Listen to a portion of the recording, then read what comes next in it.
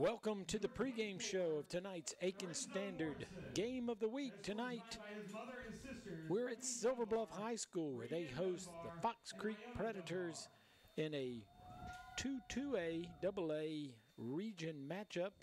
Both of these teams still outside looking in, and the winner will go a long ways toward making the playoffs. And the weather, it's beautiful out here. It's just nice and damp, and if you were a duck, you would say, man, this is nice. But actually, it's a little on the damp side. The rain has stopped, and still time for you to get out here and take in a good high school game tonight. Fox Creek coming in with a record of 3-5, 0-4 in the region. Fox Creek, the last win was the game of the week that we had down at Lions Field in North Augusta. And then Silver Bluff is 4-4, 1-3. This is the first time we've seen Silver Bluff this year, Ken. Yeah, and I'm very anxious to see them. I think they're one of the really kind of the surprise teams. They've improved terrifically this year, and they're having a season of 4-4 right now. They have a chance to end with a winning record right here and solidify their position in the playoffs. And I think that would be a move in the right direction for Silver Bluff, who had been down for a couple years, but they're playing better. And they had a terrific win last week. They upset the number 5 team in the state in their division, and they did it in style. They shut them out. And both these teams, we thought early on, were showing signs of being pretty good teams, but we knew that their schedule in the region was going to get tougher than the preseason. Yeah, and I'm a little surprised in sort of a downslope there for Fox Creek, because I thought they looked pretty good when we saw them earlier in the season, but they've had a tough time in the Region 2 play. They've lost 5 games in a row now, according to what a couple of our reporters say. However, they still have good spirits. They're healthier now than they've been in quite a while, and they expect to play well tonight, and that gives them an outside shot at the playoffs if they should happen to win tonight. And Silver Bluff, they won one game, but that was a big one. They beat 96, who was ranked 5th in the state, I believe, last week, and that's exactly they shut out 96. Yeah, and the quarterback from 96, from all the reports that we had, was one of the best players in the state, and he had been putting up, 96 had been putting up over 40 points a game, and to shut them out, that's pretty impressive.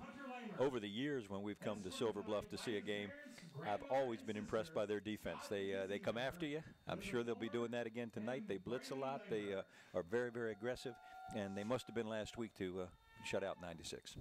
Absolutely. All right. Well, the field drained pretty good. I don't know if you got a chance to walk out there. I did. Yeah, I did too. And it's not terrible, but it's damp. It's slick, and it could make a difference in the ball game tonight. I don't think either one of these teams throws the ball particularly a lot, but it could still have an impact on the running game. People lose their footing and so on. Gives the defense, I think, a little bit of an advantage, but we'll see. It can make punts an adventure, which we saw that on the college level in Columbia a couple weekends ago. Yeah. That the punts are hard to do. It's senior night here at Silver Bluff High School. They're recognizing all the seniors for all the various bands and cheerleaders and football players. So we're on a special night here at Silver Bluff. We'll take a break. We got a couple of games going on tonight in addition to this one, and then we'll look at some of the games from last night and the wins for the teams there when we return on the pregame show of the Aiken Standard Game of the Week. I had back issues for a while. I kept going back with different complaints. My doctor, he said, surgery's not going to do you any good. So I would recommend to you therapy. After therapy, I'm a lot better. I'm so grateful for that. I'm a lot better. Thanks to Aiken Regional Hospital for the joy that was put back into my life. Now I'm able to get on the floor and play with the children, and it's just a relief. Young, healthy patients without glasses, maybe once every 5 years. So, but if you have glasses, you kind of want yearly visits to make sure you're in the right spectacles. You know, folks over the age of 50 or 55, we generally start wanting yearly visits at that point, because over the age of 50, you have a higher incidence of things like glaucoma, macular degeneration, those kinds of things. Make an appointment today with one of our 4 doctors at Aiken Ophthalmology. Welcome back to the pregame show for tonight's Aiken Standards Game of the Week. Silver Bluff High School playing host to Fox Creek High School as they've driven down Atomic Road to meet each other and up here in Petticoat Junction. And before we go into tonight's games, we're going to look back. Last night, 4 teams, or 8 teams if you want to get exact, moved their game to last night to avoid the dampness that we're going to have here tonight. And everything was pretty one-sided last night. South Aiken was at Midland Valley. Yeah, there weren't a whole lot of surprises last night. One game sticks out to me a little bit, but South Aiken at Midland Valley was no surprise, and South Aiken handled that pretty well, 52-27. The bad news is Midland Valley goes through the season without a win, and that's always tough. You hate to see that for anybody, and very disappointing, very frustrating for the coaches and the players. That's a tough year when you don't win a ball game, because they're working hard, they're trying to do the best they can, and they were just not able to pull it off this year, so my heart goes out to them just a little bit. And on the other hand, South Aiken has had kind of an up-and-down year, and they haven't been consistent as they have been the last few years. But last night, to put up 52, that's pretty good. A little momentum builder going into the playoffs. Their quarterback has had a good year, okay, Jesse Sanders, and he's been primarily, believe it or not, a running quarterback, and he throws the football very well, but they haven't thrown as well as they did last year in terms of the number of touchdowns. And Butler, their leading rusher, had a nice ball game again last night, so no surprise that South Aiken would win that ball game, and Midland Valley got to look towards next year. And the games, we have no surprises in these, Ridge Spring and HKT. Yeah, that's right. And Ridge Spring, good football team, some really good football players that I've really been impressed by, to beat HKT 33-0, and they'll get ready for the playoffs now, and I think they'll do well in the playoffs. And then Wagner Sally, who proved the last time I was out, and by the way, good job, and want to say congratulations to Kyle Dawson for an outstanding job. I was on assignment, like you always are. Well, I wasn't on assignment but once this year, and you were on assignment too, so we're even. Yeah, we're even on that. But Wagner Sally proved to be a little bit better than Ridge Spring when we saw them a couple of weeks ago, and they did no problem with Vestal. That's right, 46-0. Okay, and that was expected. I don't know that 46 was expected, but they were expected to win that ball game. Took care of business. The most impressive thing to me was at the beginning of the season, their coach said, "Hey, we got to go through Williston-Elkin to win the region championship." And after they won that ball game, they said, "We did the first step now. Now we try to finish it up." And they played very well all year, and they won their first region championship since 1994. Okay, and they got to be thrilled about that. That's a little bit of a reminder to me. I was still coaching in 1994, and that's been a long while. So I know how they feel, and that's got to feel good for those kids, and got to feel good for their team. I think Fox has done a nice job, and it's really a good win for Wagner Sally. That's interesting you bring that up. I was doing the radio broadcast for South Aiken back during that time, and that seems like 100 years ago. So yeah, you're right. That's been a while. And congratulations to Wagner Sally for getting that region championship. Yeah, and they've played well all year, and they put up a lot of points. So they've been consistent, and good for them. And Williston-Elko finished flourish. They beat Denmark-Ola. Yeah, and they put a lot of points up last night. 46 points, come out with a winner 46-26, and that's good news. And when we saw Williston-Elko, their coach was very, very honest, and he said, "We're still young. We've got a ways to go. We knew that some teams would be out to get us this year, and they got us, all right, but we're young. We've got a good program. We've got a lot of kids in the 9th grade that are coming up. Junior varsity is looking good, and we'll have more bodies next year, a little bit more experience, so they got to look out for Williston-Elko next year. But that's a nice way to finish the season. Williston-Elko still, I think, make the playoffs. Yes. And they're a team that you don't really want to play with their history. So somebody's going to draw that and go, oh, boy. Yeah, that's right. Just the name alone. And the kids, sometimes they say, oh, Williston-Elko, shoot, well, we ain't going to beat them because we haven't beat them for 10 years. So we'll see what happens. Now, from a standpoint, I thought of this as you were talking about Midland Valley wrapping up the season. Some of these teams have got games next week. Do all of these finish up, or do you know? No, I don't think all of them have finished up. One of them had a bye early, but I think most of them are done now. Yeah. For the regular season. Right. Yeah, Williston does have one more left in the regular season. Okay. I thought that somebody would. And then again, we have the games tonight. And we'll start with Aiken and North Augusta. And at first blush, this looks like a little bit of a walkover for North Augusta. What do you think? Well, I'll tell you what. You look at the records. A team that's got a 1-7 record going against a team that has a 7-2 record. That's a huge difference. So you got to say, oh, well, North Augusta, the overwhelming favorite. I think they're the favorite tonight. There's not a doubt about that. Okay, especially since they're playing at home, which they tend to play very well at home. But that 1-7 Aiken team is very deceptive. I agree. I think they got to be the best 1-7 team in the state. Okay, and they've been in a lot of ball games. They've got some kids that are very talented, good speed. They put some points on the board, but they just haven't been able to get over the hump to finish games sometimes. Yeah, and Aiken, North Augusta, this is a matchup that goes back into the early 1900s, and this is when I was in high school back in the 70s. This was the rival game. I mean, Aiken would get up, and I would believe that Aiken would be getting up for North Augusta as well. My earliest memory was I was a sophomore in high school, and North Augusta beat us at home, Aiken as us, and it was like 63-7 or somebody could correct me. We may not have scored. It was an awful beatdown, but I think we came back the next year and won and lost my senior year. But from a standpoint of this is a matchup that these teams get up, and Aiken, like you said, they're better than 1-7. Their record probably should be better than that. They just haven't learned how to win. But that with a field that's wet, if it's anything close. Now, of course, they play on the rug in North Augusta, That's right. So it's not going to be as bad as it will be slippery here. But it's still somewhat of an equalizer, and Aiken is going to throw the ball around, and North Augusta is going to try to run it. Yeah, well, I'll tell you what, Aiken, Corey Wallace has been, I think, the outstanding quarterback game after game in the county this year. He's got the stats to back that up. He's thrown for over 2,000 yards and 23 touchdowns. When we saw them last week, okay, Aiken, Jeremiah Green, really impressive. Aiken has not run the football well all year, but he's a capable running back, and he really had a nice ball game last week in a losing effort, nevertheless. But he's a tough little runner, and tonight they may have to be more balanced over there at North Augusta. If you compare the two quarterbacks, Corey Wallace, very capable runner, but they don't rely on him to run the football. They rely on him to throw it, which he has done well. And on the other side, Tanner White has been the true dual-threat quarterback. He's thrown 10 touchdown passes. He's also scored 10 touchdowns running the football. So he's been something special for them over there this year. He's got over 1,000 yards passing, and he's rushed for 851 yards. So he's almost 1,000 passing and running. Good season.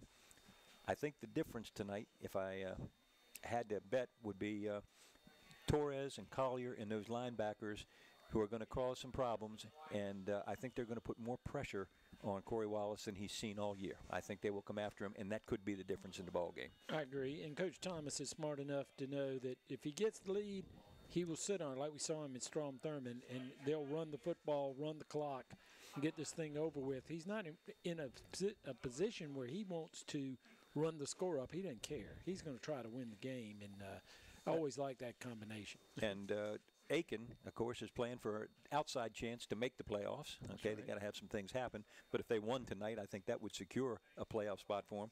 And on the other side of the coin, North Augusta is playing for the region championship. If they win tonight and Airport should beat Brooklyn Casey, they'd be the champions for the second year in a row, and that would be a nice little feather in their cap. All right, and the other game tonight, then this is every year we go through this. We're glad to be here at Silver Bluff, but this is the game that you go, I wish we could be at this one too. Barnwell is traveling over to Bamberg. Both of them undefeated. Whoever wins this game is going to win the region. I think Barnwell's ranked number 1 in the state, if not number 2. I think they're number 2. But and Bamberg's right behind them somewhere. Last year it was the same situation, but it was at Barnwell, and Bamberg wins 23-3, and that was somewhat of a shock to all of us. Yeah, and what they did last year was shut down the running game for Barnwell, and Coach Derrick has taken a little bit of a path though that doesn't happen this year, okay? And he went into the season saying, we're going to throw the ball better this year so that we can go further into the playoffs. Always been a good rushing team, of course, whether it's in the wishbone or whatever. They just come at you and you say, try to stop us, and you haven't been able to stop them. This year, he said, we have got to throw the ball better if we're going to make it deep into the playoffs. Made that one of his goals, and I'll tell you what, I think they are the most efficient team throwing the football in our area, okay? And you got to take your hat off to Craig Pender, their quarterback. He throws and completes over 70% of his passes. That's crazy good, okay? The pros don't do it that well most of the time. And last week, for instance, he threw for 179 yards and 3 touchdowns. And then when you add to that they have 3 of the leading rushers in the entire county on the same team, they are a force offensively. And I think that passing game is going to make a difference tonight. Okay, well, the band, a smaller version of it, is out here on the field. They're going to play the national anthem. We'll take a break in respect for the national anthem, and we'll be back in just a minute. Aiken Ophthalmology provides high-quality, comfortable, and dependable treatment in Aiken and North Augusta. With our newly expanded facility, we now have 4 experienced physicians that are up to date on the latest procedures, and our surgery center offers the finest eye care technology available to better serve you. Make your appointment today with Aiken Ophthalmology. I always ask myself, would I want me to represent me? Would I want a lawyer who is prepared, who is passionate, who is capable? And every day that we represent our clients, we're telling our clients that you can count on us to bring every skill, every ability, and all of our passion in representing your interests. That's what it means to count on Chandler. That means that you can count on us to fight for you. It all started at one family night in Dumfries, Virginia. Family night is for everybody. It's a time for families to do crafts together. The kids just love going to Chick-fil-A for dinner. Being the single mom and getting everybody ready, it was tough. We would get there a little bit late, like on the tail end of it. Helen saw that I was having trouble getting them to Chick-fil-A for the family night on time and actually got it extended another hour. Noticing things like that, I never really told her how much she affected me, but she did. Love you. Move. I knew he was in, I didn't really know that it was a heart attack, but I knew he was in trouble. His right coronary artery was 99% blocked and already collapsed. So within 10 minutes, they had put a stent in. I'm so glad that we made that decision to go to Aiken Regional right away. We definitely made the right decision in going to Aiken Regional. I don't think we could have gotten better care. Welcome back to the pregame show for tonight's matchup between Silver Bluff, the Bulldogs, playing host to the Predators of Fox Creek, here on the Aiken Standard Game of the Week. Ed Jarretto along with Ken Brace and a host of others, keeping us dry for the time being. And I think we're going to be okay out here today. Hey, I think the rain has passed through a little bit. They expected it to be a little worse than it was, but during the middle of the day, it was pretty hard right out here at Petticoat Junction. Well, these two teams come in both needing to win to have their time continued here and possibly go to the playoffs. And tonight, I'll tell you what, I look at Silver Bluff, and they've got some people that really stand out on defense to me. They've got 3 of the leading tacklers in the area, and we saw a couple of them out there for the senior night. Jamie Bing, 95 tackles so far. Donovan Bush, 112 tackles, and Jarvis Brown, 115 tackles that he's been involved in. They are predominantly a running team themselves, and they get after you on defense, and I think their defense may make the difference. Impressed. They're coming off a shutout of a good football team. Fox Creek's going to really have to work hard tonight to score some points against this team, I believe. Fox Creek does not have anybody that has been rushing an extraordinary amount. They've got some good balance. Really like Cam Mitchum as a quarterback. He can throw it, he can run it, good speed. Tough kid, too, but he's coming up against a decent defense tonight, so he's going to have some problems. One thing that jumped out at me, I don't know whether you mentioned this or not, was John Green from Silver Bluff with 4 interceptions on the season, which that's a lot for high school football. Yes, it is. Okay, that's a whole lot. And offensively, Cam Mitchum has thrown for 944 yards. He's got 8 touchdown passes. That's not bad either. Okay, and Silver Bluff really hasn't thrown the ball that much. Their quarterbacks are not as active. Washington has thrown for 615 yards. He's got 5 touchdowns through the air, 6 interceptions, unfortunately. So then you got two teams, and of course we haven't seen Silver Bluff play, but my guess is these are two fairly evenly matched teams. They're going to be playing on a wet field. Both are going to rush the football, and I don't know that really helps one or the other in terms of rushing. I thought Fox Creek ran the ball fairly well. Of course, they were playing McCormick. That might have had something to do with it because McCormick was not very good. But both teams can run the football, and they're going to run it a lot, I think, tonight. I don't think there's any doubt about that. They'll be running the football, and, they're going to be slowed down just a little bit because of the turf, but I think we're going to see some points put on the board, but I think this is going to be more of a defensive struggle if I had to bet. Yeah, I would think that it would be that. They'll have a tough time, and we'll probably have a fairly quick game in the overall scheme of things, and the fact that they're running the ball a lot, that usually means the clock runs a lot, and that doesn't hurt our feelings, does it? Well, we've had some games where it was just the opposite. We knew they were going to throw it 100 times, and we were here till the middle of the evening, middle of the night, I should say, not the evening. All right. Then the captains are coming out there for Fox Creek, and we'll see what happens when Silver Bluff brings theirs out. They have not done that yet. And one of the captains over there for Fox Creek tonight, as I look out, is number 54. And unfortunately, we don't have a 54 on our roster. So we're going to have to guess at who that might be. Now, I'm assuming that that's the PA going off of emergency broadcast. That the emergency is Silver Bluff's getting ready to come out on the field. I was like, just what we need. Well, we were here one year, or weren't here one year, when there was a fire over here in the concession stand. Yeah, and they never replaced it. It was back there off of the north end zone. And we were at North Augusta that night, and I can remember getting messages that the concession stand is on fire, and Silver Bluff beat Aiken that night, which I think was the first time that Silver Bluff had beaten Aiken in maybe ever. Silver Bluff and South Aiken used to battle it out for many years, but Aiken was one of those opponents that was always tough for Silver Bluff to beat. But they beat them that night, and I think it was 4 overtimes. So we've seen some neat things happen here. I remember when we were down here one year, and the Strom-Thurmond Rebels came down here, and they were heavy favorites.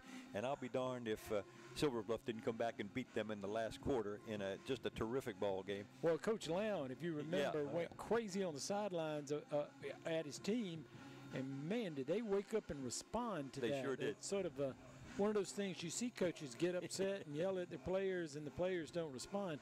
Boy, he got their attention that night. He sure did, and of course that was back in the days when Silver Bluff was usually beating most people. Yeah, right, absolutely. Coach Lown, that era. Silver Bluff, of course, Fox Creek, not as much of a history because they haven't been around for very long. Probably as long as we've been doing football, 10 years or so for Fox Creek's existence. Silver Bluff, on the other hand, been around for a long time, won multiple state championships, been to the playoffs, had great players, NFL players. Start trying to name everybody, we'll leave people out. But it's been a fun place to come and watch football, and they were infamous down here. And, of course, the one right now that you think of is the kid playing at Dallas, Lawrence, who's a mainstay, and he was a Silver Bluff Bulldog. So quite a history of the different. Troy Williamson comes to mind. Dwayne Bateman, he was unbelievable. He was a quarterback, and he was being recruited by South Carolina as a wide receiver, and he wanted to play quarterback. Northwestern told him he could come to Northwestern and be a quarterback. He lasted 1 week at quarterback, and they put him at wide receiver, and he became great and played for the Chicago Bears and had quite a career. But us South Carolina people will remember that. And talking about good players that played at Silver Bluff, how about a guy named D'Angelo Bryant? Okay. Yeah, the coach, yeah. The head coach was a very, very good player. It's just a long lineage of good players, and that's one of the things we know, predict that Silver Bluff will be back in it, and they got better this year, and they'll be even better next year. And, again, Fox Creek, building on their history and the fact that they've been to the playoffs and been able to have some pretty decent teams. And it's tough to get established, and they're right in between Strom Thurmond and North Augusta, so it's kind of tough in terms of the players, and players grow up there wanting to play for Strom Thurmond and wanting to play for North Augusta. And, they've had to fight and scrap to keep players in the area at Fox Creek, and they're getting there. As the captains are now meeting at midfield and getting ready to have the coin toss. And I guess it's because of the rain that we're ahead of schedule. We're a little bit ahead of schedule. All right, for Fox Creek, Cameron Mitchum is out there. Cam Mitchum, number 3, who's their starting quarterback. Number 4, Arias Ishmael. And number 23, Chase Criswell. And for the Bulldogs, we've got Jamal Washington, their quarterback. Jordan Ellison, you might see out there with the crutches. He won't be playing tonight, but he's a senior, and they honored him tonight along with the other seniors that are standing out by the field. Okay, Jimmy Foreman, number 21, their running back, leading rusher, and Dameron Green.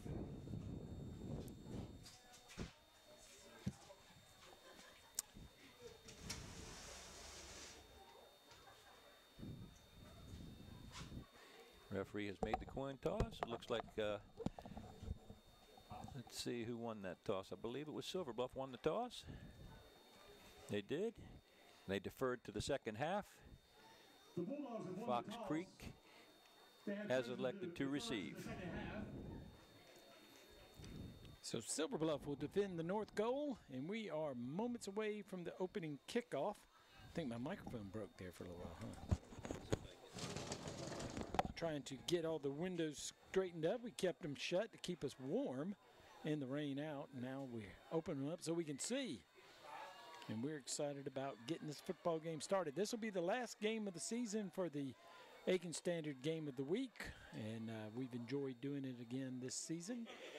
It's been a lot of fun, as every season in the past has been. And we appreciate you watching the games. And even though there will be some games next week, we won't be covering any of them. And we appreciate everybody coming. We really appreciate our sponsors for all that they've done for us and keeping us in the game. Chandler Law Firm, Tyler Tire, Aiken Ophthalmology and Medical Center, Chick-fil-A, and probably leaving some Aiken Regional Medical Center. So we appreciate all of them and what they do for us, and we encourage you to go by and visit, except for Aiken Regional Medical Center. Just go by and say hey. And so we appreciate you being a sponsor. Don't get hurt like Kenny. I was just there today, as a matter of fact. Had to have a little test over there this afternoon. That was well, you did the game hurt last week. I did. I played hurt. Well, that's impressive. All right, Fox Creek has come out. They're wearing their white jerseys and their black pants with red numbers on those jerseys. And here comes the home team, Silver Bluff Bulldogs, dressed in their all-blue uniforms. Pretty much a traditional uniform for them. Maybe call them the baby blues. Blue jerseys and blue pants. And blue numbers, and very difficult to pick up during the game. And if it gets a little muddy out there, it'll really be tough. We'll scramble through it all.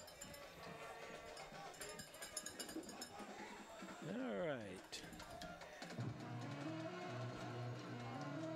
And just like so many schools now that we go visit, they've got some PA systems that really make some noise. They play that. This is a Clemson Tiger song. They play this at Clemson games. You were supposed to be at Clemson last week. I was at Clemson last week. Did you jump around to that music? I didn't jump around as much as some of the kids there, but they had fun with it.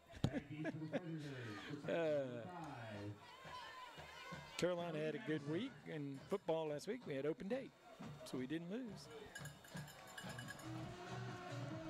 Kenny's cheating. He's brought his binoculars with him. Back to receive Darius Curtis, number 1, and Jalen Jennings, number 9.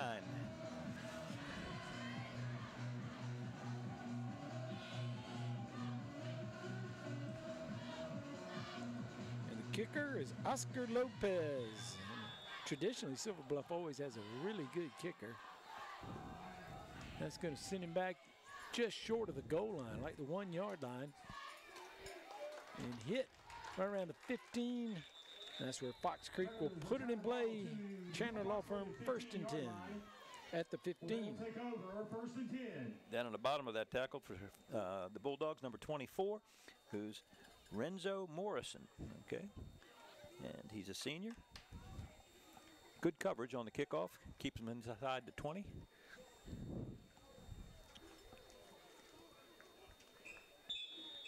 So John Tias Butler leads him out, I assume is the quarterback. They'll switch that up. Mitchum sometimes will be at the quarterback. Back to pass. This is Mitchum, I believe. Throws it incomplete. Second down and 10. That's good coverage. Brings up 2nd and 10.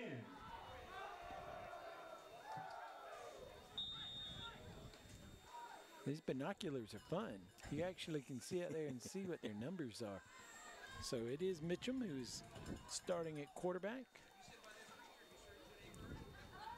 Actually, that's Butler, I believe, that threw the pass. They're both in the backfield. No, it says Mitchum too. So, okay. So 3rd down and 10, incomplete pass either way. And there was a little miscommunication there. That ball was thrown well behind the only close receiver. And Fox Creek comes out spread, and they've thrown it the first 2 plays here. They got them spread all across the field.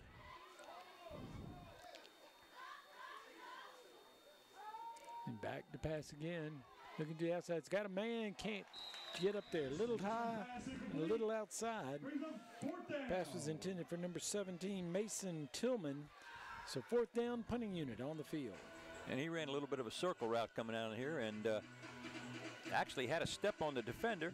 Ball just a little bit overthrown.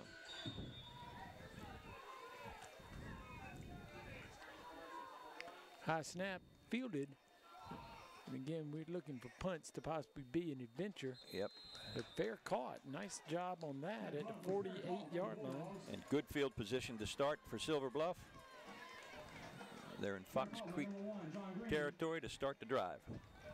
Chandler Law Firm, 1st and 10. At the 48-yard line. Silver Bluff, as we suggested beforehand, should be running the football an awful lot. Jamal Washington is the quarterback. Leads him out. He's in a pistol formation. 2 receivers split wide to the left, 1 to the right, and a back deep. Washington had to get it. Now he has to spin around, hand it off. Gets outside, but Fox Creek able to contain. Looks like he lost a yard. It'll bring up 2nd down and 11. And fortunate that the snap was a little bit high. It threw off the timing of the play, obviously, but he was able to get it to the running back. And the snap was to his left a little bit. He caught it and had to spin around and get it on his right side. And Donovan Bush made a pretty nice effort on that run, even though he wasn't able to get even quite back to the line of scrimmage because he was hitting the backfield pretty deep. And he strung it out and actually was past the 50 or behind the 50, but did make it a yard past for 2nd down and 11. All right, more traditional. Back next to the quarterback. Goes out quick, low, and incomplete. So both teams, when we expected them both to run the football, both teams throwing the football. Fox Creek came out and threw 3 incomplete passes to start.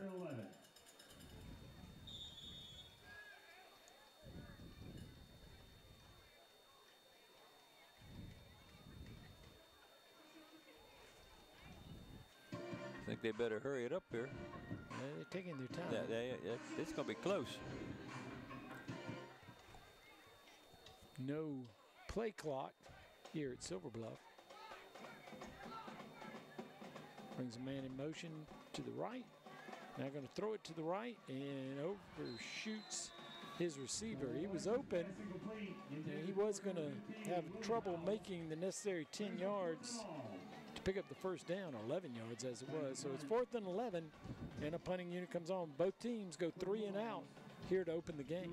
Yeah, there were defenders in the area coming. I don't think he'd have made the first down even if the pass was complete. Yeah, I don't think so either. Number 17, Mason Tillman. So 3 passes from Fox Creek, 2 from Silver Bluff, and no completions here in the first 2 possessions. The punt getting away from it. Takes a hop straight up, and that's going to give Fox Creek a little bit better field position than they had to start, as this can be marked at the 19-yard line. Chandler Law Firm, 1st and 10. Fox Creek gets their second shot. Yeah, they picked up about 3 yards on the change of punts there. That's about all.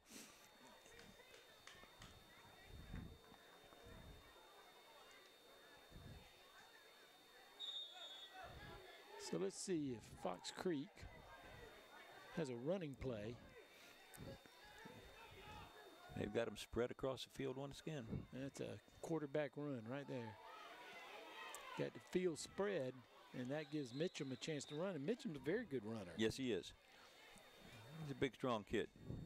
He picked up 6 yards. Give him 7. It's going to be 2nd down and 3. They've got Mitchum listed at well over 200 pounds, like 225, and he's a stout young kid. He's a thick kid. Yep. For a quarterback. And he's hard to bring down.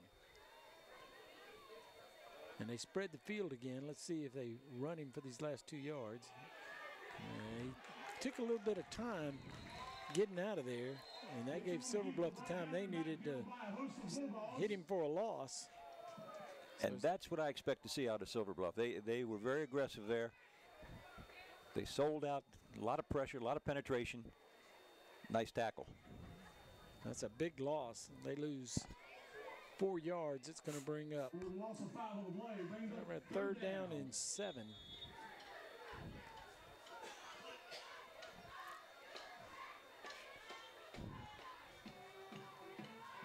Oh, Silver Bluff jumps. I do believe that's going to be a walk-off against the Bulldogs. That's going to make it a little easier. So they'll get that yardage that they lost back. Maybe a little more. This should bring up 3rd down and maybe 2. It's like 2.5.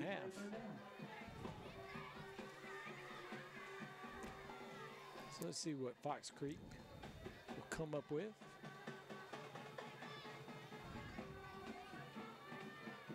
He's going to come this way. It tried to move. I think he had the first down if he dives ahead. Now he picks up yardage. He's going to be a little bit short, I do believe, but let's see. He got close. Looked like he had it easy, but then the defense picks him up, and he just keeps fighting. And he stepped to his left. When I think if he plowed ahead, he would have gone ahead and gotten the yardage needed. He did a good job picking up the yardage that he did carry. So 4th down and 1, and the punting unit comes on.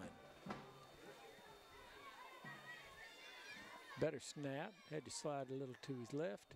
Gets off a wobbler. And nobody, I was going to say, they ought to be getting away. Somebody was probably screaming on the sidelines, get away. I'm sure they were. And a little bit better punt in terms of distance. It's down to the 40-yard line of Silver Bluff. So Chandler Law Firm 1st and 10. And we got a flag, and it's a procedure on Fox Creek. So if I'm the coach, I think I'd take the penalty and kick it again. I think you're probably going to see the same thing. Though Silver Bluff has gone out on the field on offense. And they declined it. They said they'll take the ball. And that might be a smart thing to do. You got the ball, it's on the ground. Let's see if we can get it moving. Again, it's wet out there. Even though it's not raining right now, the field very soggy. Back in the parking lot, it was like walking through the marsh. All right, they spread the field. Watched him by himself. Now he's going to run. And Fox Creek drags him down after about a 2-yard gain. 2nd down and 8. So that worked for Fox Creek the second time they had the ball as they spread the field and ran the quarterback. Silver Bluff said if it's good for them, it's good for us. Actually picks up 3 yards, so 2nd down and 7. Washington has not been as active running the football this year as he was last year, but still a threat. 2 split wide to the right now, a man in motion to the left. Got that side loaded up. Washington on a keeper, and he's hit right at the line of scrimmage. It's going to be no gain. It's going to be 3rd down and 7. And thus far, the Fox Creek defense looks much like Silver Bluff's. They're bringing some heat, getting good penetration, doing a nice job on defense so far.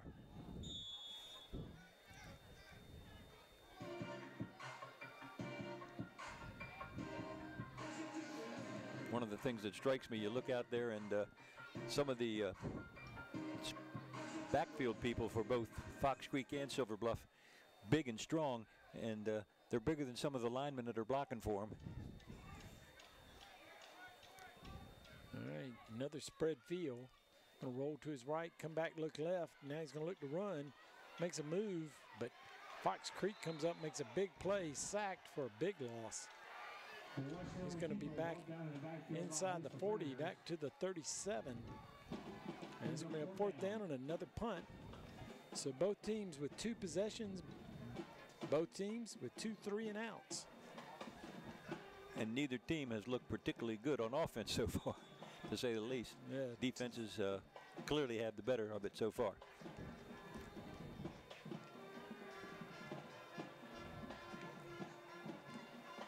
They rush the punter, which ain't a bad idea. And checks up. Going to be down around the 30-yard line. So they picked up a few yards on that punt exchange. And, you know, I think you're right, Ed. Rushing the punter in high school football is not a bad thing to do because a lot of the times the punters can't kick the ball well enough to let you catch it easily and make much yardage anyhow. So you might as well go after them. Well, from what we've seen here in the opening, you would think that's a good idea because you got to punt the ball, you got to get the snap right, then he's got to keep his footing and not slip in the grass. Put as much pressure on him as you can. Channel Law Firm 1st and 10 from the 29. Little move in the backfield, going to pick up a yard, bring up 2nd down and 9. That run by the Predators. Darius Curtis on the run that time. Really, at this point, I'd say whoever makes the fewest mistakes is going to win this game. Because if somebody capitalizes on a mistake, they're going to be in good shape. Both teams seem to be closing very well on defense. Looks like there's something there that's going to happen positively for the running team, but it closes down pretty quick. Good pursuit, good tackling so far. A lot of people around the football. Drives back now, going to try to run away. And here comes another sack, this time for Silver Bluff. Sacked all the way back to the 24-yard line. That's a loss of 5-6 yards. So it's going to bring up 3rd down and 16. No, make it 3rd down and 15. Hunter Lamer, one of the first people in there to get a hand on the quarterback. Then he gets a lot of help. McCorkle in there is one of the other tacklers. So far, whenever a tackle's been made, we're seeing 2 or 3 people around the ball. That's pretty good defense. A roll over here to his left, throwing it up for grabs. So I guess as good as a punt. And it is as good as a punt. It went right back down to where Silver Bluff was before, and a flag. And that's John Green. If that interception stands, like you said earlier, that would be his 5th so far this year. It's a pretty good total for high school. The officials are talking it over. I wonder if this is offensive pass interference because Green was just standing there. Unless they're calling some sort of interference with the player from behind. It's a yep. Well, no, they call pass interference on Silver Bluff. So that's, we'll have to take a look at the Aiken Ophthalmology replay and see what that looks like. Fox Creek. They got to be happy. They're right at this 4th down, 3rd down. That was 3rd down, so it'd be a walk-off of about 15, which is about what they needed for a first down. As we look at the replay,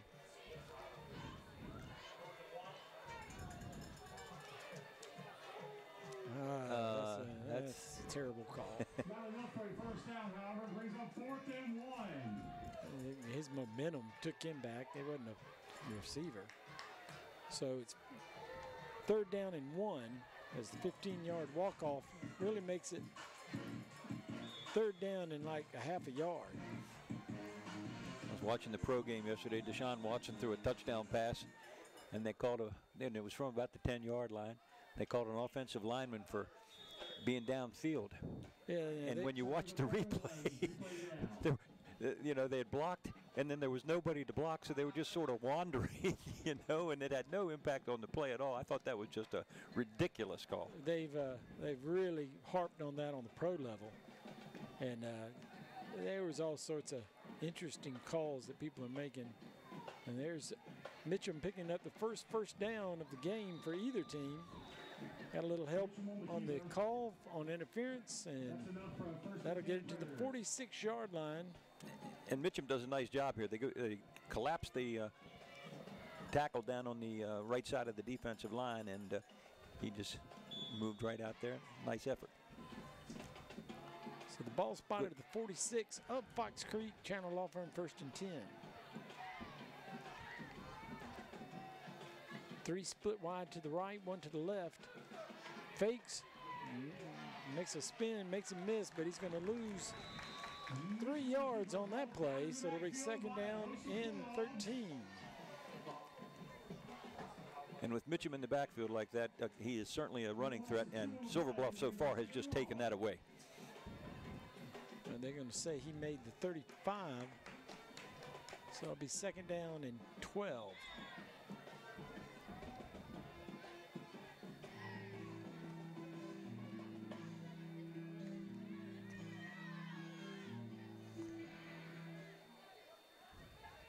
One receiver split wide to the right, 3 over here to the left, shotgun formation. Going to get a blocker in front, and they're just taking too long to let it develop. It's another big loss. He got behind his running back sort of slow. And Mitchum gave Silver Bluff all the time they needed. Make a 3-yard loss. So 3rd down and 14. And that's a terrific play by the defensive man right there, and that's Donovan Bush. Blockers and stripped them both, slowed the running back down, let his buddies show up and finish him off. Excellent defense.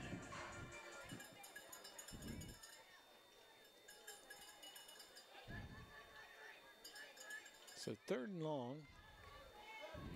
Now going to throw it downfield. It's going to be a short and wide. And now here comes a flag.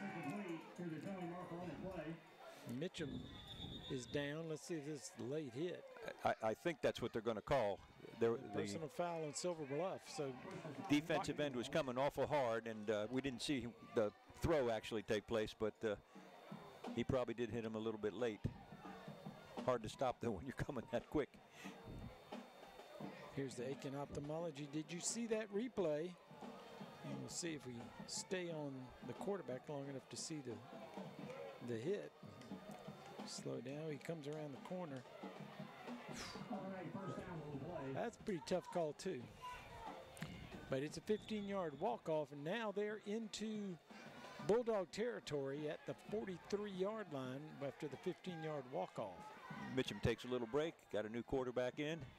This is Butler, and they pounce, does Silver Bluff. And another loss, 2 yards, 2nd down and 12. Latavian Lawrence, number 11, in there.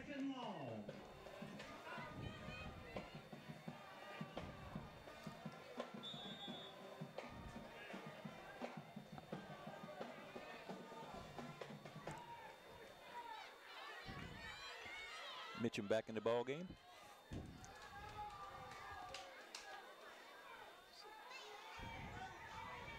He's got a man this time, gets a catch, and his first completion of the game is going to be good enough for a first down, I do believe. And that's the first time they've had somebody wide open, and he was wide open. Nice throw by Mitchum also. Also helped Mitchum had time to throw the pass. Had good blocking up front. He delivers the pass for the first down. Good camera coverage there. You could see that both mid defenders there moved up on the little guy that was running like a bubble screen out there, and he threw it to the guy that was running just a little seam route. Easy throw, nice catch. They bring the chains out to check to see if he actually did get the first down. They stretch the chain, and he got it. So that'll be a Fox Creek 1st and 10 as they now move down the field to the 33-yard line.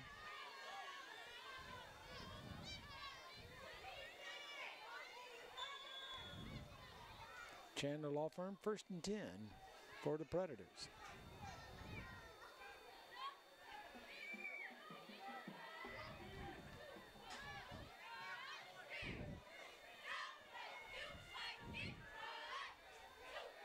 More of a wing T looking formation there.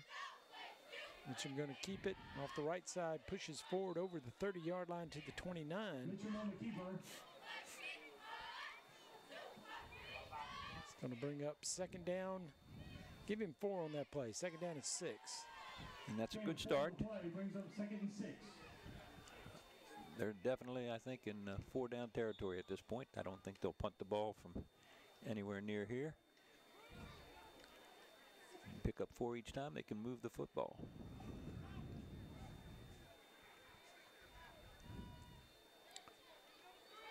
And here comes Mitchum to the right again. He's going to pick up good yardage, and he'll be close to a 1st down. Same play. Once again, Mitchum, tough run. And you're going to say he's a little bit short, 3rd down, and about a yard. 10 and 5 on the play. Brings up 3rd and short. So Fox Creek, who struggled on offense to start, gets 2 big 15-yard penalties to set them up here in Bulldog territory, and they're moving the football. And they get Silver Bluff to jump, so that'll give them another 1st down, the 3rd 1st down by penalty here in this drive.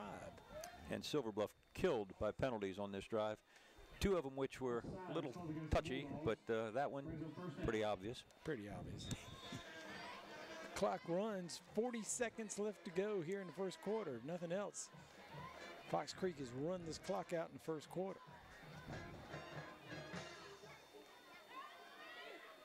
Hands off, ball's on the and that's going to be a turnover. And again, the mistake's going to be big tonight, and that mistake by Fox Creek as they turn it over. Silver Bluff recovers it. Chandler Law Firm 1st and 10 for the Bulldogs. And it was Willie Powell, number 15, who fell on that football. That's a big turnover for Silver Bluff. That erases a little bit of the hurt from the penalties. That's a little justified in the end. Especially the interference call. The interference call was a tough one to make. Once again, that was penetration by the defense that caused that fumble. They were in the backfield. The exchange got screwed up and fumble. 21-yard line for the Bulldogs. In the pistol formation, hands off, drives across the line of scrimmage, tough running, keeps his feet moving, moves the ball up about 5 yards. That'll probably be the last play of the 1st quarter as the clock runs off. When we come back, it's going to be 2nd down and 5.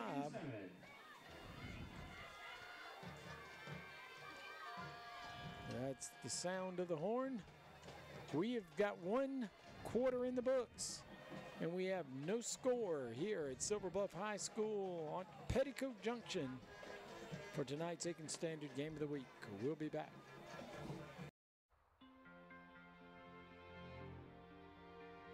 You can't always be there to protect her down the road.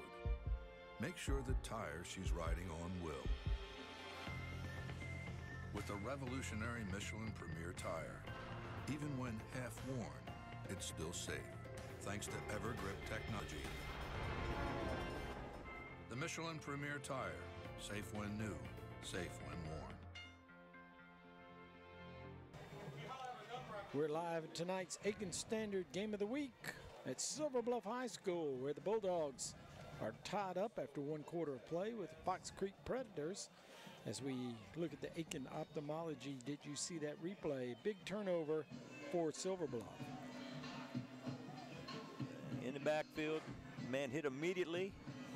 Ball comes loose, and Powell's able to jump right on it. Big break for Silver Bluff.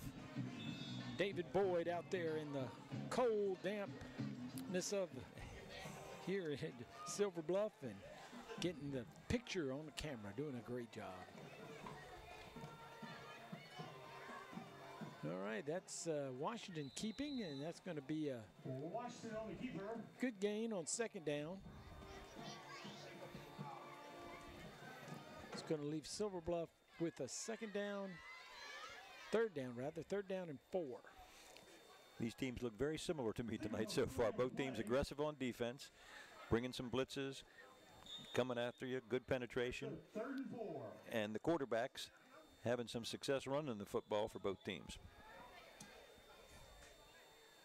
Now we have a timeout. Silver Bluff going to take a timeout, and they want to talk about this 3rd down play coming up.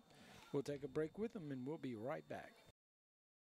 I had back issues for a while. I kept going back with different complaints. My doctor, he said, surgery's not going to do you any good.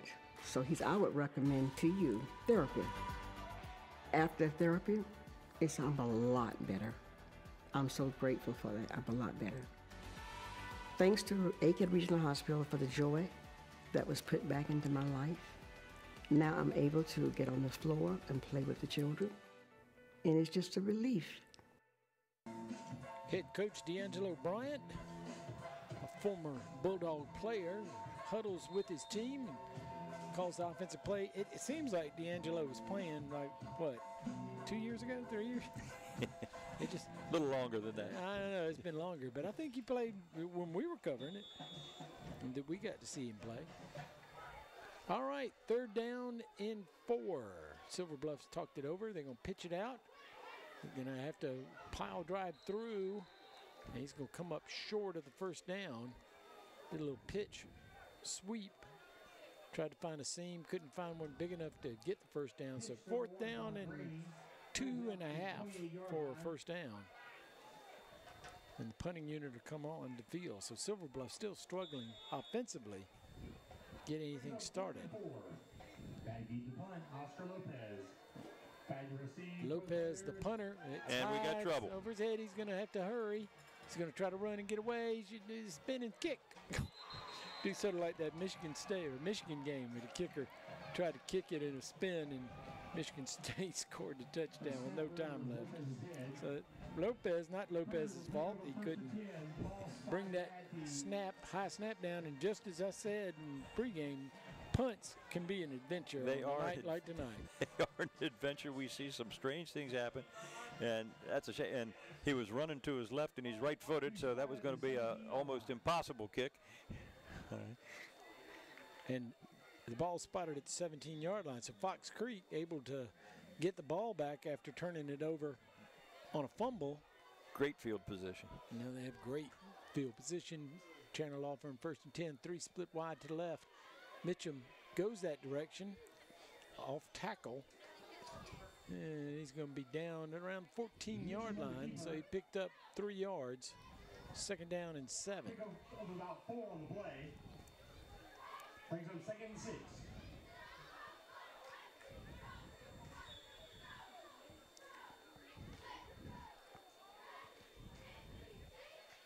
Similar formation, 3 split wide to the left, 1 to the right. Back in the backfield next to Mitchum. Mitchum fakes the handoff, gets up the middle, finds some space, moves over the 10-yard line. And that's a good play for Fox Creek. Mitchum on the keeper. I think they're going to spot him at the 8, about a yard short. So it'll be 3rd down and 1. Pick up of about 5 on the play, bring up 3rd down. Fox Creek taking their time. A little bit better blocking up front that time, just off tackle. And if you give Mitchum a little space, he's a load. And they're taking their time. They're going to have to take a timeout. Couldn't get together on the call. So we'll keep it here. 3rd down and 1 coming up. Fox Creek, I would think you'd run something with maybe Mitchum. I think so. Running the football. And I think that's a good timeout by the coach. They don't want to mess this up. Okay, they got to put some points on the board when they get a break like they just got. And they're definitely in 4-down territory. What do they got? 3rd and about 1.5 coming up here. 3rd down and a yard, maybe a yard and a half. 9:32 left to go in the 2nd quarter. Fox Creek was down at the other end of the field. They flipped fields and quarters since then. And they fumbled on 1st down. Got Silver Bluff the ball back. Silver Bluff unable to do anything with it. Ran 3 plays and then had a high snap on the punt and went over Lopez's head. He was able to knock it down, get the ball, pick up a few yards. And now Fox Creek with the best opportunity of the night for either team.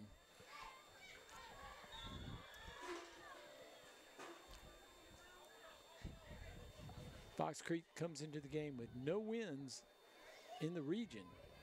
Silver Bluff with 1, but it was a big one last week over 96. So here comes Mitchum, follows his blocker, going to pick up the 1st down and go inside the 5 down to the 2. So it's going to bring up China Law Firm 1st and goal, Fox Creek from the 2-yard line. And one of his offensive linemen downfield making a good block. He kind of ran right into his own man, or he might have been in the end zone. And from what we've seen so far, you can't take anything from granted. Silver Bluff's defense has played pretty well, but Fox Creek has gotten better as the game has gone on. And here comes Mitchum. He's hit hard right at the goal, and he did not get in. 2nd down, I think he gained enough to make it 2nd and goal from the 1.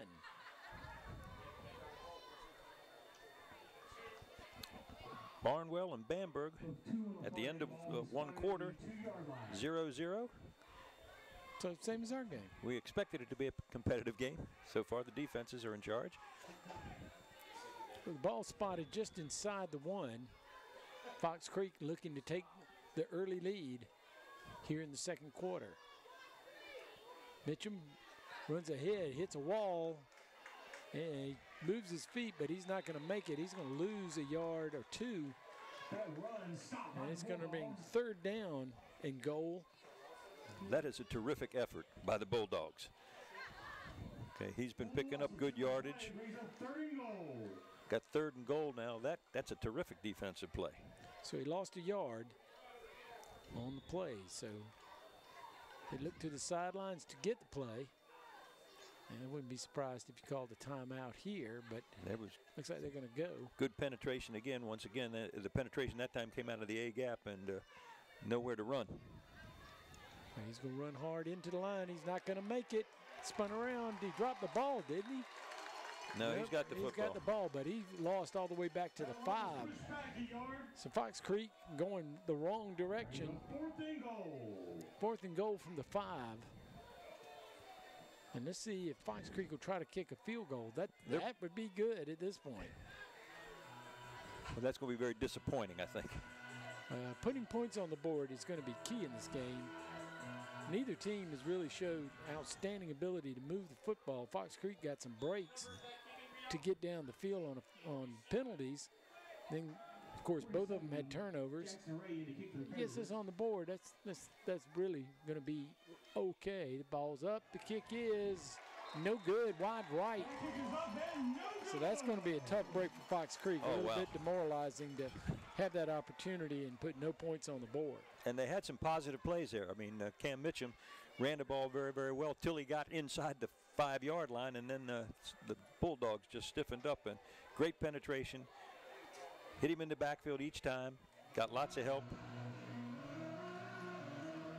Now, on the positive side from the Fox Creek side is Silver Bluff is yet to pick up a 1st down and probably is negative yardage for the game, I would guess. Yeah, their defense have played extremely well for Fox Creek, but that's a painful no score there. So Washington leads his team back out. Brings his back up beside him. hands it off, running hard, straight up field. And that may be Silver Bluff's best gain of the night. It looked the most positive. Okay, and that is their leading rusher, I believe, Jimmy Foreman, who carried the football there. Good effort. So Foreman picks up 7, second down and 3. Going to quick out, a little bit of a bubble screen type thing, and it's going to go down at the line of scrimmage, no gain. In fact, he may have lost a yard on the play. It's going to bring up third down. They're just over the 25, so we'll call it third down and 4. Maybe 4.5.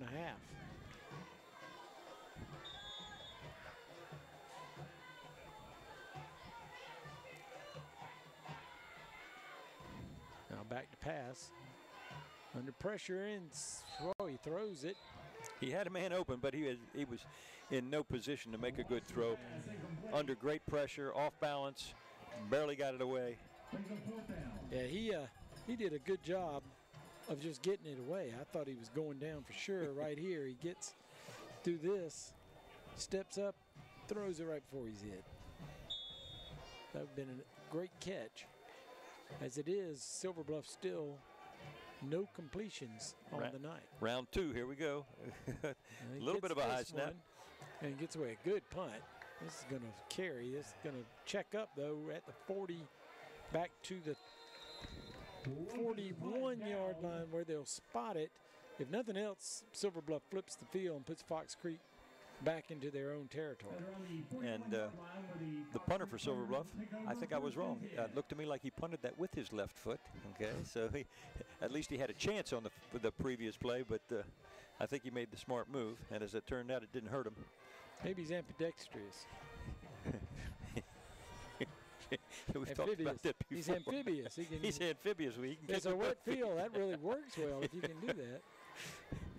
There's probably a name for that, but I don't think that's it. All right, a little trickery. He's got some room to run. Now he closed in, made a nice move. Now he's in the open field, spun off around the 30, still on his field. Tackled at the 20-yard line.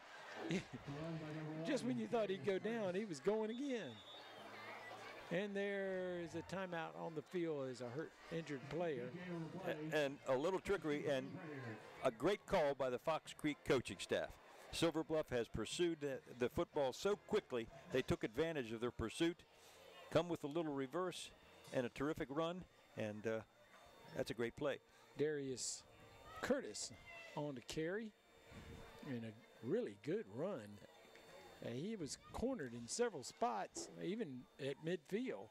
I thought that he would be at least lassoed down there, but he made a move and got in a gap and continued to break tackles all the way down to the 20-yard line. So Fox Creek, who just missed 3 points when they were down at this end of the field, found themselves channeled off on 1st and 10 from the 20-yard line.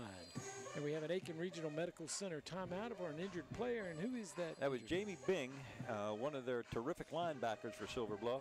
Seems to be okay. And that's good news. They need him out there on defense. So Bing walks off under his own power. And Fox Creek now tries to amend the missed opportunity from just a minute ago. That doesn't go anywhere. I think they lost a yard. Bring up second down and 11.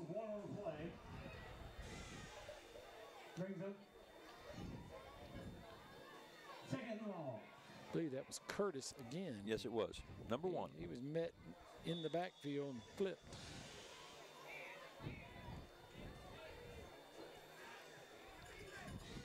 Let's see if they can come up with something here for the red zone. Put it in the end zone. Back pass looks to his right. Here comes the rush. Steps up, looking in the end zone. Good defense. Could have been picked, but it goes incomplete. Third down and 11. Good job of Mitchum running around the field. As we look at the Aiken Ophthalmology, did you see that replay? And this time, not as much pressure. Okay, and Mitchum does a nice job. You're right.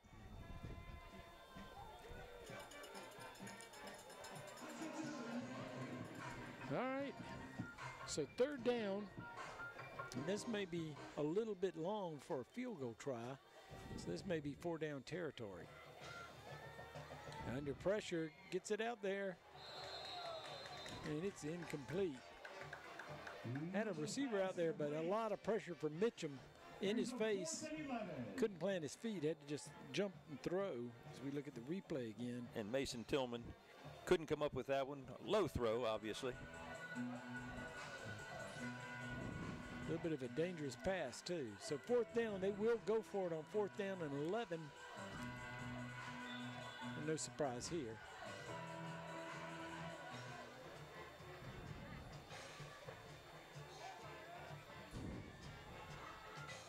They're trying to get Silver Bluff to jump.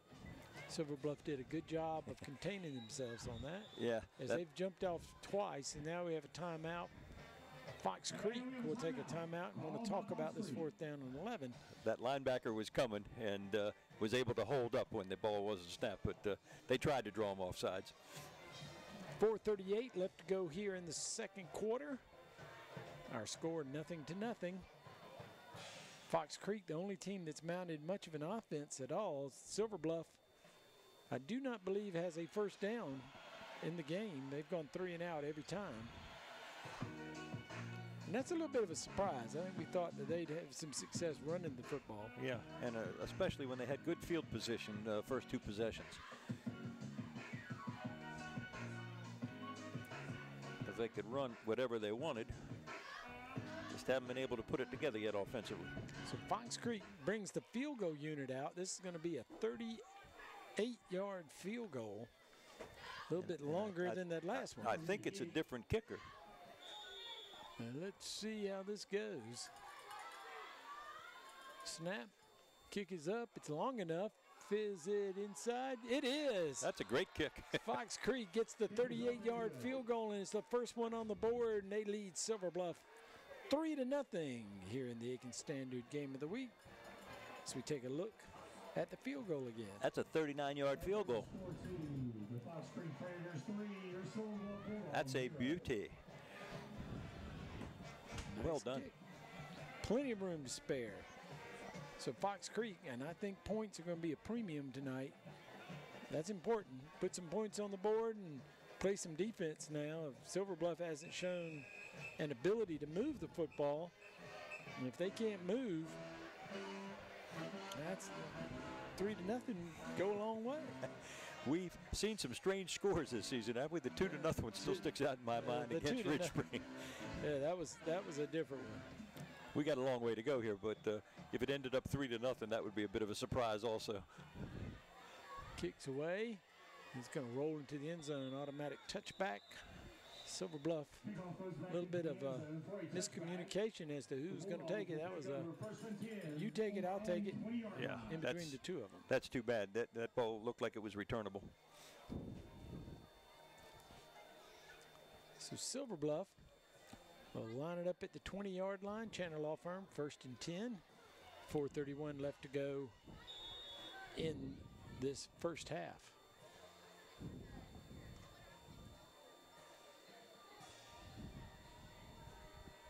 And the way that Silver Bluff, I don't believe they've had a complete pass yet.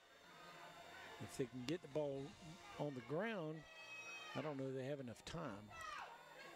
There's a keep. Washington comes up the middle, going to get his first down. Oh, that's going to be trouble there. And he's got open field. He's at the 40, the 30, got a blocker. 10, 5. Oh, what a play. Touchdown. So just like that, we talk about points being a premium. There he goes, wow. 80 yards for Washington for the touchdown. Silver Bluff quickly takes back the lead. Now, I believe coming into this game, Jamal Washington had about 250 yards for the season, okay? He just picked up 80 right there. That's a heck of a run. Got in the middle of the field and took off. Had great speed. Yes, he does. And like I say, last year, he was a real threat to run the football. Hasn't been quite as much this year, but that's a terrific run. Just a terrific run. So here's the point after try. Get it down, kicks up. It looks good. 7-3. Silver Bluff leads over Fox Creek. And We'll go and look at the Aiken Ophthalmology. Did you see that? Because we're kind of surprised. Guarantee you Silver Bluff had negative yardage in offense to this point. Oh, look at the block there to kick out. Great block by the offensive tackle. Good blocking downfield. He had 3 people downfield. And the only thing I was worried about, I was hoping they wouldn't try to block the guy that was chasing him. And you see him pull up right there and say, I'm not touching you. You know, and people will say, well, why would he do it? You see it happen lots of times, and the guy gets a step on him, and they block him in the back. And the rule of thumb is if the ball carrier's ahead of you, don't block him. Just run right there beside the guy. That's don't right. touch him. So that was executed perfectly, and Silver Bluff on the board. That changed things up for the first half. Oh, yeah. We talked about whether they'd have enough time. Well, it didn't take long. And there goes Curtis, too.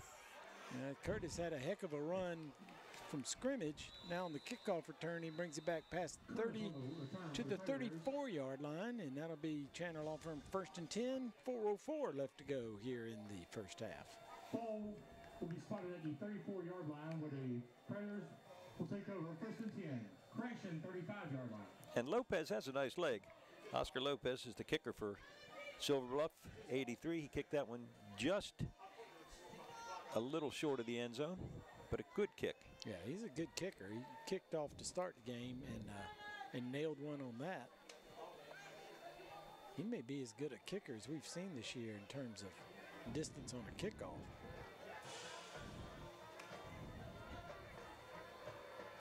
And Fox Creek back to pass, throws it up, and lucky. Whoa. He got it up high enough that couldn't be picked off. I believe that was touched by the defender, wasn't it? I think the defender touched it. They're fortunate it wasn't intercepted. If he brings it low, he might pick it off and take it back on that too. That one kind of floated out there to Curtis. And he was covered. He was trying to float the ball over top of the defender's head, and don't think it got there. 3 split wide to the right, 1 to the left. Shotgun formation. Back right beside Mitchum. Mitchum fakes it, takes it outside, going to pick up a couple positive yards, but he's going to be knocked down. It's going to be 3rd and long. Mitchum on the keeper.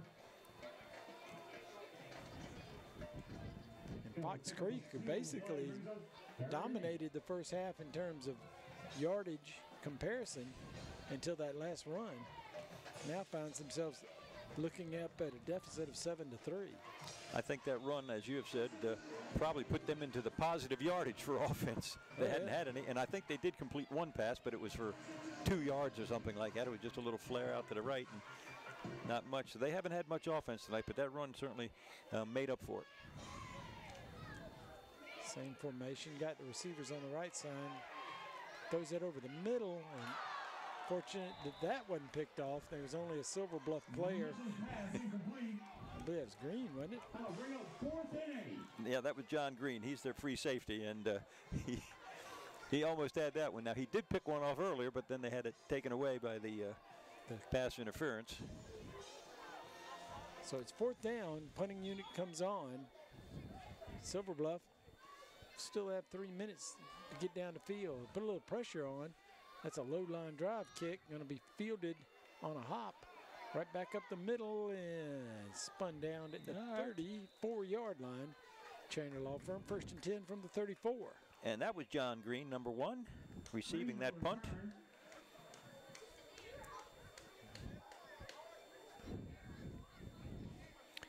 So let's see what Silver Bluff, we were worried they couldn't get down in 4 minutes. Now they only have 3.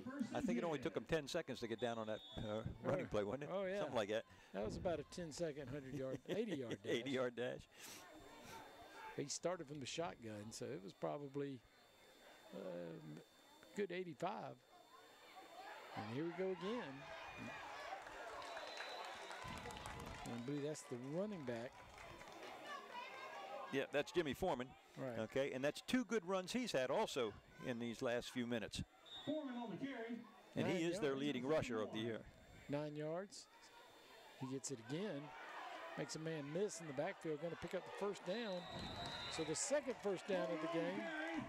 That's good enough for a first down. So Silver Bluff moves it up past midfield into Fox Creek territory at the 48. And maybe they're wearing down Fox Creek's defense a little bit. Or the coach has found something. Last couple of plays have been very positive. Now all of a sudden they could get 0 yards. They're picking up 4 yards on that. To the 44-yard. And that was a nice kick-out block by the right guard. He pulled to the left, and he opened that hole for Foreman on that play. And they're going to say he made the 43, so give him 5 yards, second down and 5.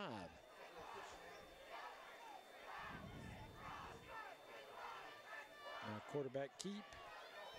He's hit right there as he passes the line of scrimmage. He's going to be just short of a first down as he crosses the 40 to the 39. And number 4, Ishmael for Fox Creek, came up and made a nice hit on Washington that time. Hit him in the backfield. So it's third down and 1 yard as we look at Barnwell leading 7-0 as they've got points on the board in the second quarter.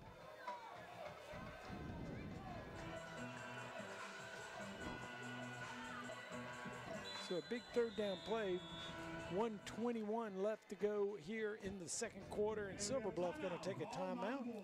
And you know, the momentum seems to have switched a little bit here now after that touchdown run for sure. And Silver Bluff looks like they got a little bit more spark, a little bit more energy as they come up to the line of scrimmage. They've got a good drive going here, and they're going to get the ball to start the second half. Well, it's important at this point. That's at least their second timeout. I don't believe they put timeouts on the scoreboard. So they only got one more timeout to stop the clock. They're moving it running, and they're going to run out of time. So the ball at 39, 3rd and 1 coming out. And Enter Sandman. Do you recognize the music? That's a South Carolina thing, isn't it? No, I don't know that either team plays that. And, hit right at the line of scrimmage, but he pops back up and manages to pick up the yardage. And I believe he's got the first down.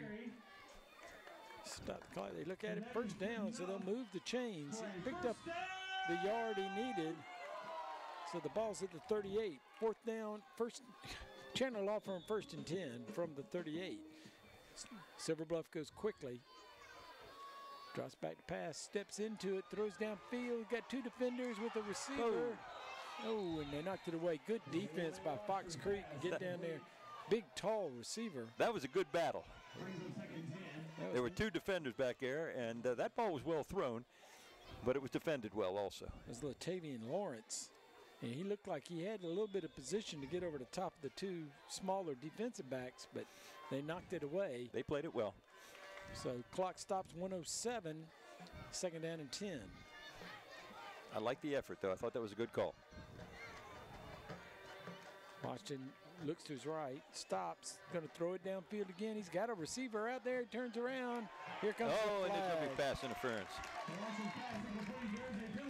So penalty at that point is actually better than giving up the touchdown. So it'll be a 15-yard walk-off and against a first Fox down. Creek. So that'll give them another first down, and it stops the clock as the ball goes into the 23-yard line. And that was an excellent call by the referee. Excellent. Excellent call. Excellent. I think he got that one exactly right. No question. For all our officials watching out there, we want to be recognized as not disagreeing. I've been catching it from a couple guys that say, sometimes you make a negative comment about us referees, you behave. Even officials will agree that first interference was interesting. Oh, there's a fumble on the ground, and he falls on it. Now, Silver Bluff got the one time out. Do they use it here? Clock will run. Ticks down to 50 seconds.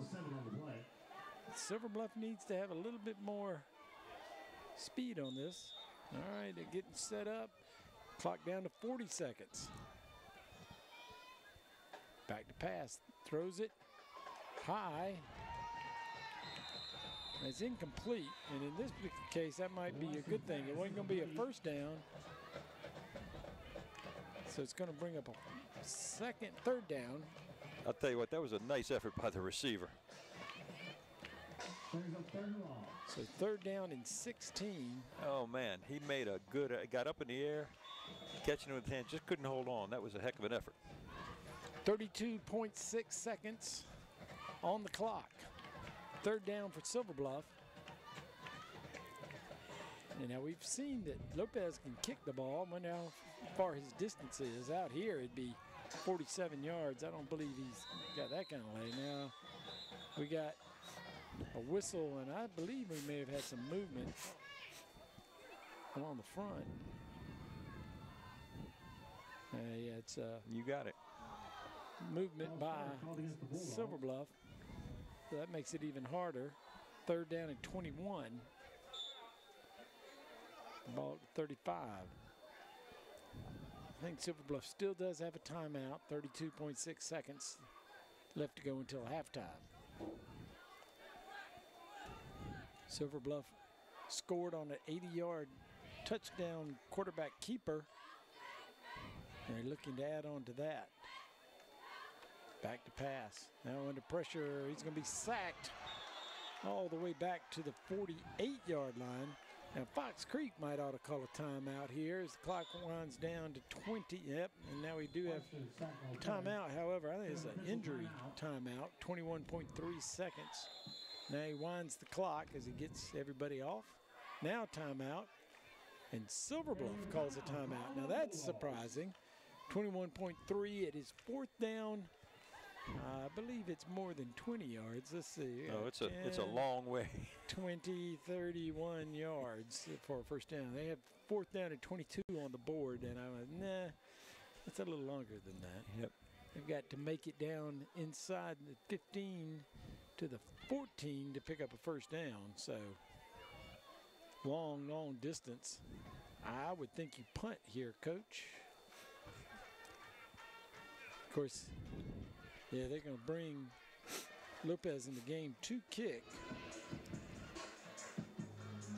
You know, this, I think you can't argue with either one of the decisions, but I'd have to think about punting in this situation since we've had trouble with the snaps the last two times and don't want to give them the ball too far downfield.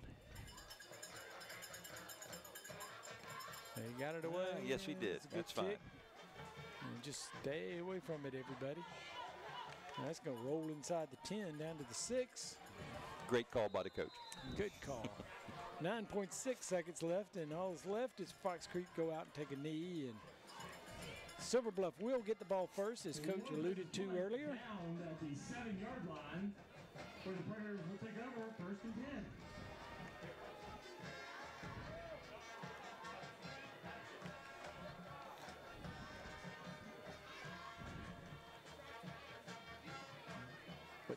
What Fox Creek wants to do right here is make sure you don't fumble the snap.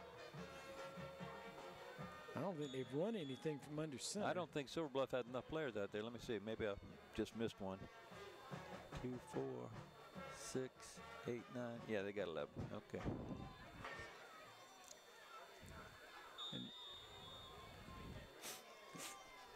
And I believe they called a flag.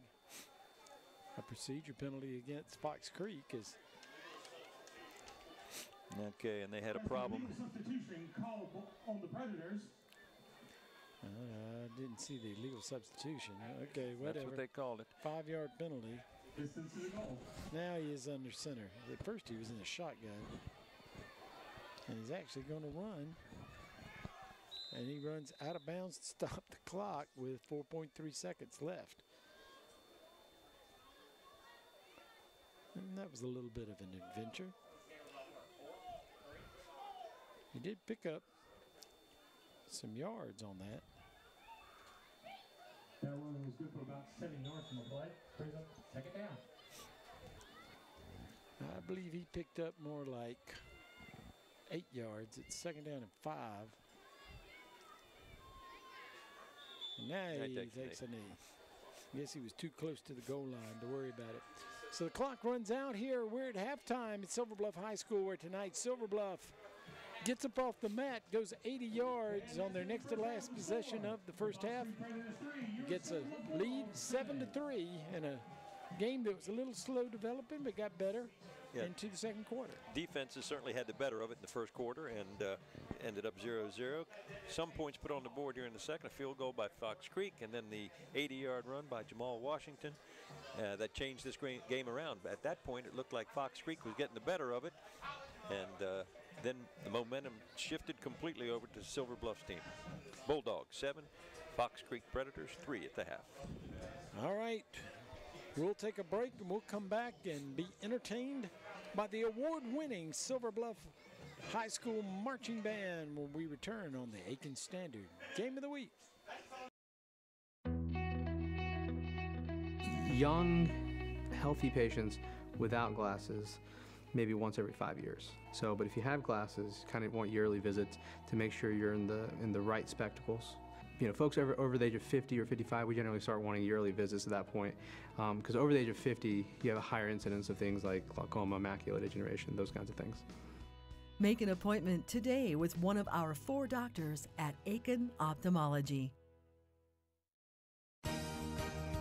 Aiken Ophthalmology provides high quality, comfortable, and dependable treatment in Aiken and North Augusta. With our newly expanded facility, we now have 4 experienced physicians that are up to date on the latest procedures, and our surgery center offers the finest eye care technology available to better serve you. Make your appointment today with Aiken Ophthalmology. I always ask myself, would I want me to represent me? Would I want a lawyer who is prepared, who is passionate, who is capable? And every day that we represent our clients, we're telling our clients that you can count on us to bring every skill, every ability, and all of our passion in representing your interests. That's what it means to count on Chandler. That means that you can count on us to fight for you.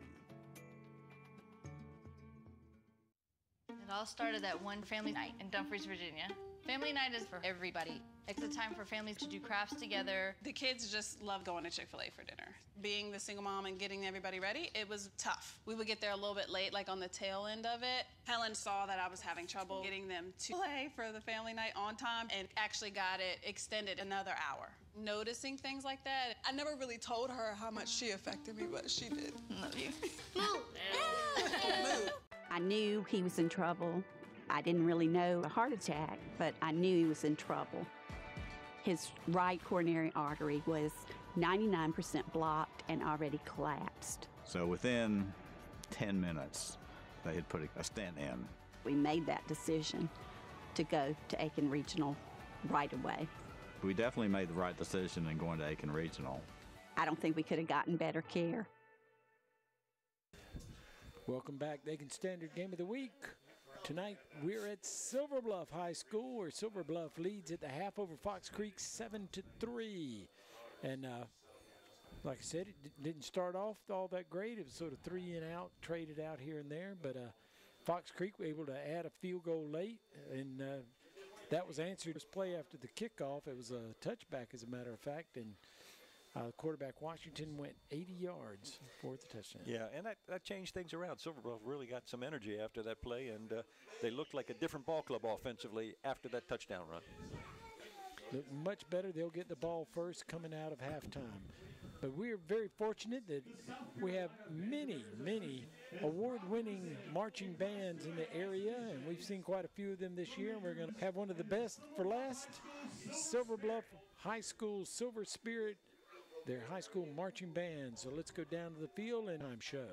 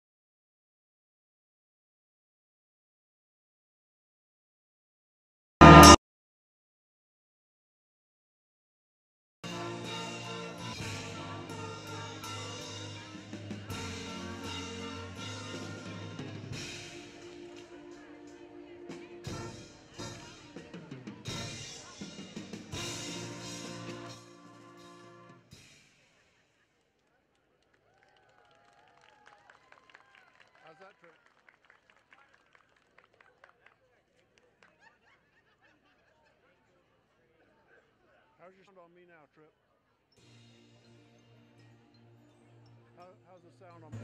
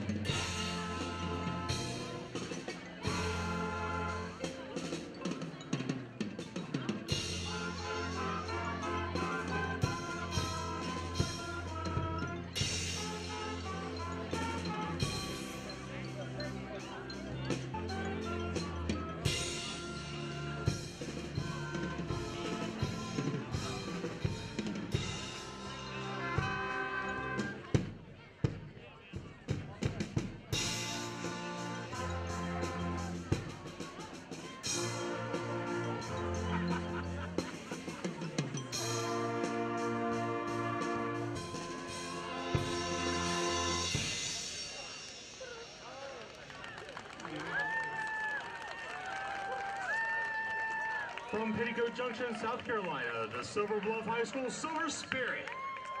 Silver Spirit is under the direction of Lance Stockton and Megan Taylor. The Silver Spirit Marching Band. Halftime, another great band in our series of bands we've away. You know, we've seen some good bands. They've really been enjoyable, fun. And as a matter of fact, I was at the Clemson game the other day. That's a bad name to mention around you, but I was at the Clemson game, and they did something that was very similar to the high school team that we saw a couple of weeks ago that did the James Bond songs and stuff like that. And the Clemson band went out there and had a nice little exhibition too, and it was really kind of neat. Have I ever said anything negative about Clemson? Daily. folks. He is. No. What you get around programs, it's sort of like, and you've experienced this as a coach, is like I grew up in Aiken High and never thought I'd ever like South. You end up around South Aiken, and you become part of that group. And right now, I call them about equal in terms of, from my allegiance of being Aiken High City Council, and you got to pull for both of them, and I really do. As you look at the scoreboard, and North Augusta, speaking of one of the Aiken teams. And that's really not a surprise. North Augusta went in as a heavy favorite in that ball game, but they seem to be. The experience that we've had over this season is Aiken comes back in the second half. They'll put. I'm not going to be surprised if they don't put some points on the board. And Barnwell, I think for them at the half, 14-0 over Bamberg, and hopefully, since they're our local team, we'll have Barnwell win there. And I believe your dad went to Barnwell, as we've talked about before, didn't he? Oh, yeah, he was on the championship team in 1954 for the War Horses. That was a few years ago. Being disappointed at home last year, lost the region to Bamberg 21-3. So you know that this week they got ready to go to Bamberg, and right now looking good, 14-0.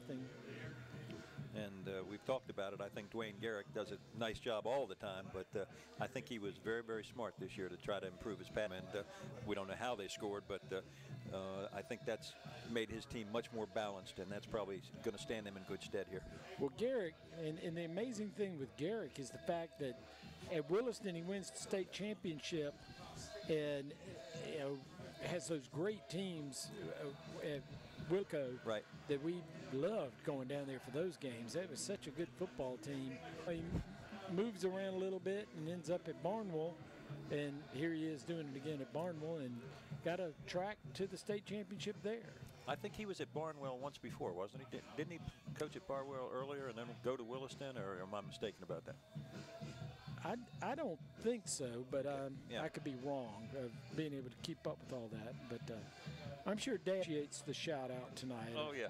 Of the state championship team that used to go to Barnwell or Williston, either one of them, go down there and do appraisals for people's houses. I don't go down as much as I did back in the 80s and the 90s. And introduced myself as Ed Gerardo. And they go, "Is your dad Ted Gerardo?" He was a star. But they had quite a few really good football players that went on to play college careers. And maybe one or two that played NFL. NFL was a little bit different back in those days. And it really was different back in the 50s. There's no question about it. Oh, the way that the pros train now, and how big and strong and fast they are. Well, down on the sidelines for Carolina games and get around LSU or Clemson, or Clemson, same thing.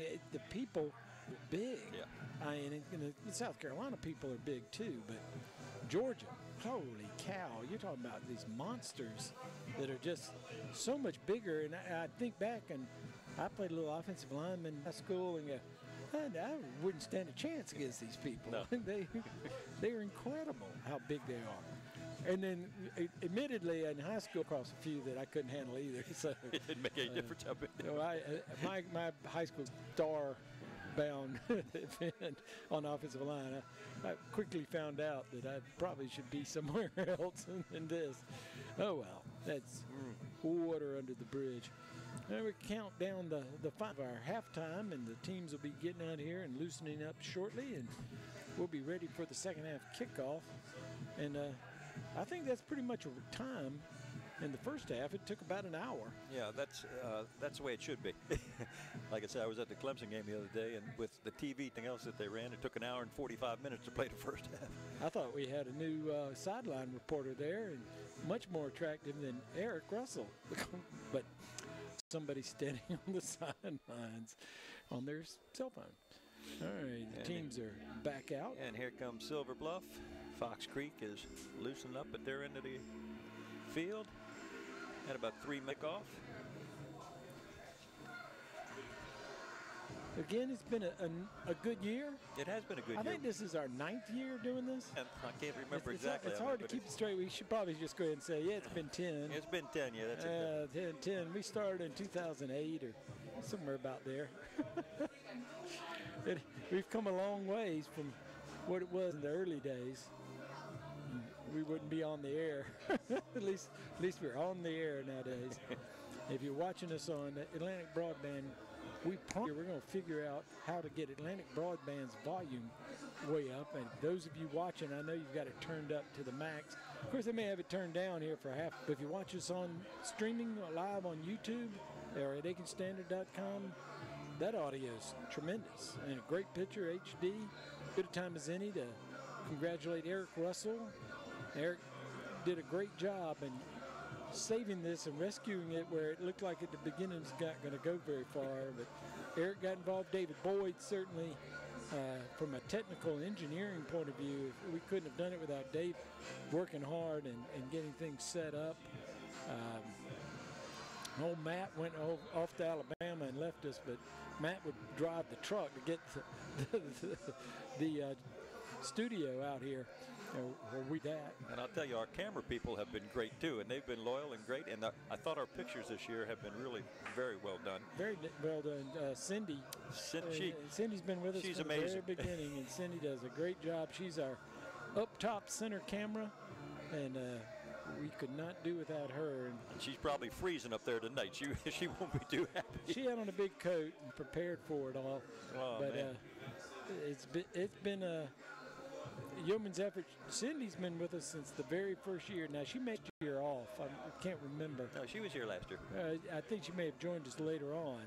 But she's been with us all season this year and got through it. And then Trip, Jared O, that sounds familiar. And Trip joined us and been running the board in the truck, giving us direction. And he's done a great job. And then Ken Brace, couldn't have done it without you. Oh, you could have. I could have, but I wouldn't have had as much fun. And no, this has been fun. Yeah, we've been here. There've been some great times doing this, and maybe not. And we hope we'll be back next year, and your shoulder will be well. Ken had a little accident, and he's going to go under the knife. So if you want to send him cards and letter, care of Aiken Standard, we'll make sure that he gets your well wishes as he gets the shoulder and the rotator. He's been throwing that fastball for years and finally gave out, and he's not going to be able to pitch those full games anymore. Probably have to go to the bullpen like Smoltz did. We'll go to the bullpen. We're ready for the second half kickoff. The teams are on the field, and we're ready to go for our last half of 2018. And Fox Creek will be. Jackson Ray, their kicker. Again, had a terrific field goal in the first half, and that thing was 39 yards and could have been made from 45, maybe even 50. Yeah. Had a lot of leg. Fox Creek, after missing the first field goal attempt, came back down the field and had the first score of the game to go up 3-0. And it looked like that might even hold up, as Silver Bluff didn't even have a first down up to that point. But they made up for that after the kickoff. It was a touchback. They started at 20 in the very first play. Washington went 80 yards. And that's where we are right now, 7-3. Silver Bluff leads as we're off and running here for the second half. Fumbles it, muffs it as it would be. Got some room, cuts back across the field, and pulled down from behind, not before he crosses the 25 to the 29-yard line. And Silver Bluff, good return and ready to go. Ja'Cory Tankersley. Okay, now that name's familiar. Yeah, no, that does sound familiar. Okay, he's a junior, goes about 5. And what was his first name? Ja'Cory. Ja'Cory, okay. I thought you said Cortez. I was saying, that can't be. No. He's playing for the Dolphins, isn't he? He's in the pros. That's another pro from a long lineage of football players. Played quarterback here his last season, and then when he got to Clemson, they moved him to defensive back, and he had a good career there. He had a very good career, an outstanding football player. Made a good name for himself and got picked into the pros, and he's a good football player. All right, here comes Silver Bluff taking up where they left off. They finally got the ball moving after that long run. They drove the ball down the field, unable to put any points on the board, but they pick up 8 yards on that carry, second down. And again, he's come to life here in the end of the second quarter. Starts off well in the third. It's pretty amazing. There's a pistol formation and gives a nice look up field like a pass and hands it off to Foreman. Foreman be close to the first down. And they're moving the chains. So that'll be Chandler Law Firm 1st and 10 as he's just outside the 40-yard line. So Silver Bluff, who went 3 and out on their first 5 possessions, I believe it was, before going the distance for the touchdown, then getting several first downs in the following drive, continues that now. Another first down. Man comes in motion to the right. Going to Washington. And he stopped right at the line of scrimmage. And boy, it looked like he had a head of steam, and he just got drilled at the line of scrimmage. No gain. You know, one of the things I have trouble with watching Silver Bluff right now is I was so used to watching them run the wing tee, yeah, year after year after year. And that was the offense you ran. I ran that for many years myself, but yeah, when we started, Aiken ran the wing tee. Yeah, there were a bunch of teams that ran it. It was a cult, all right, for a number of years. Yeah, but you're right. Silver Bluff, even when they changed their offense, ended up back in the wing tee before the season was over. Yeah, it's a little fake handoff. Washington runs into the pile. Going to get positive. Actually slipped in and gained a couple of extra up to the 45, just over the 45. It's going to be 2nd down, or 3rd down and 4, excuse me. Pickup of 6 yards on that play.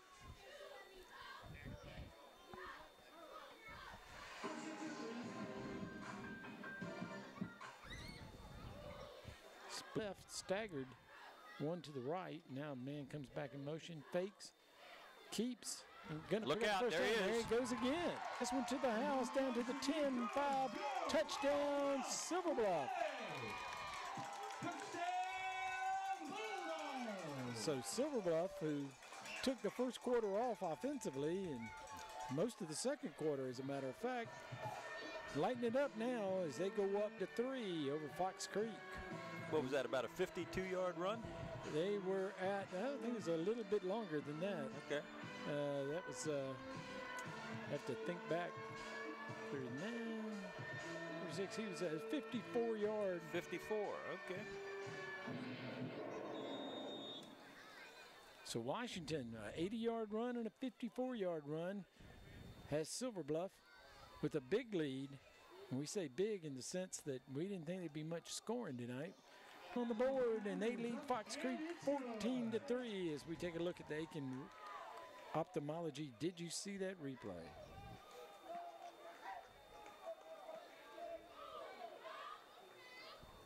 Okay, and you know, when I watched that live the first time, I read by the quarterback, but I don't think he read anything there. I think there was a bobble on the snap. It was a little high.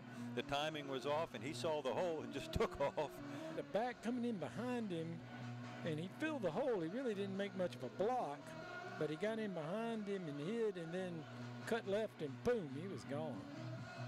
So Silver Bluff, first possession of the second, takes it to the house, 14-3. And now Fox Creek finds himself staring down the barrel of the gun. Pigs line. Brings it upfield, got a little bit of a seam, hits over the 30 to the 31-yard line. And that's where they'll put it in play. Chandler Law Firm 1st and 10. Curtis again with the return. Yeah, and Curtis has done a nice job tonight running the football when he's got special teams, and then he had one on the offensive side of the ball also. A couple of big runs. So Fox Creek, who had some success, more success than Silver Bluff did running the first half, only had 3 points to show for it. It missed a field goal, made a field goal. It really had good field position a couple times and could not get the ball in the end zone. Now Mitchum under pressure, gets back, stays on his feet, does a good job getting back to the line of scrimmage. It's going to be no gain, but he took up when he got there to the line of scrimmage. So it's going to bring up 2nd down and 10. He may have gained a half yard. Gain of 1 on the play.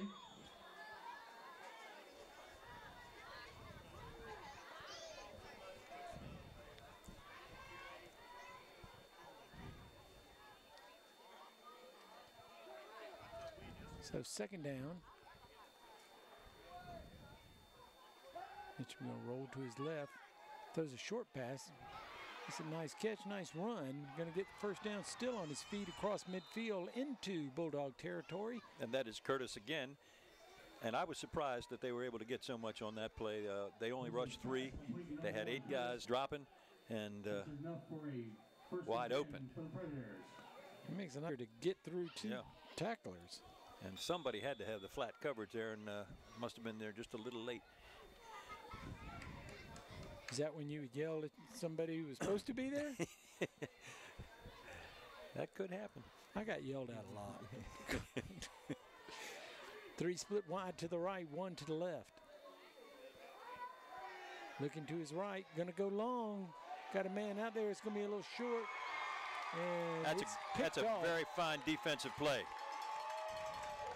The wide became a defensive back on it and could not break it up. Damian Green. Damian Green with another interception. Damian Green.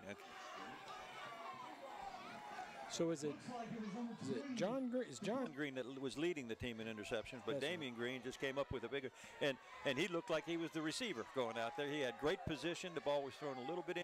Made a great move on the ball. Nice catch. All right, the good news is Silver Bluff got an interception. The bad news is he was marked down at the 1-yard line, and this is where you can get into trouble quickly, and Fox Creek needs a break. And Fox Creek has had good penetration on their defensive line all night long. Be surprised to see them bring a blitz right here and try to get that. Here they come. Hand off. Oh, it's going to slide out of the end zone and pick up a yard. I believe they might have even had first contact right at the goal line. So Foreman, we're going to give him a yard on the play. Second down and 9 coming up. It gives him a little bit of breathing room, another yard.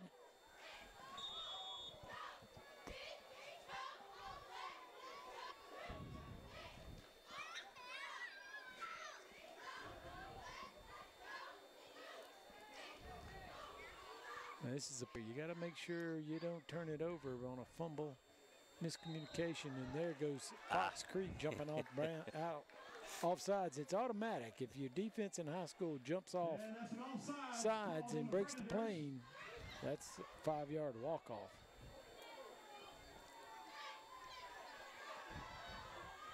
So that definitely gets them out of the shadow of the goal. Make that second down. I'm going to get this right. Second down and 4. And now he's outside. It's Foreman. Foreman going to be... Not before he gets a big gain. And he stepped out of bounds at the 26.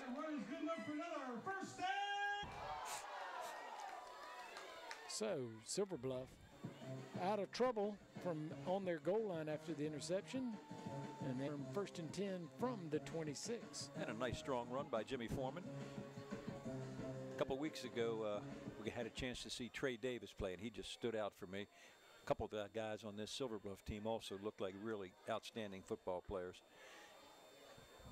Foreman certainly looks like he's a good running back from what we've seen here the last quarter and a half. Whoa, but you can't run if you're on your back.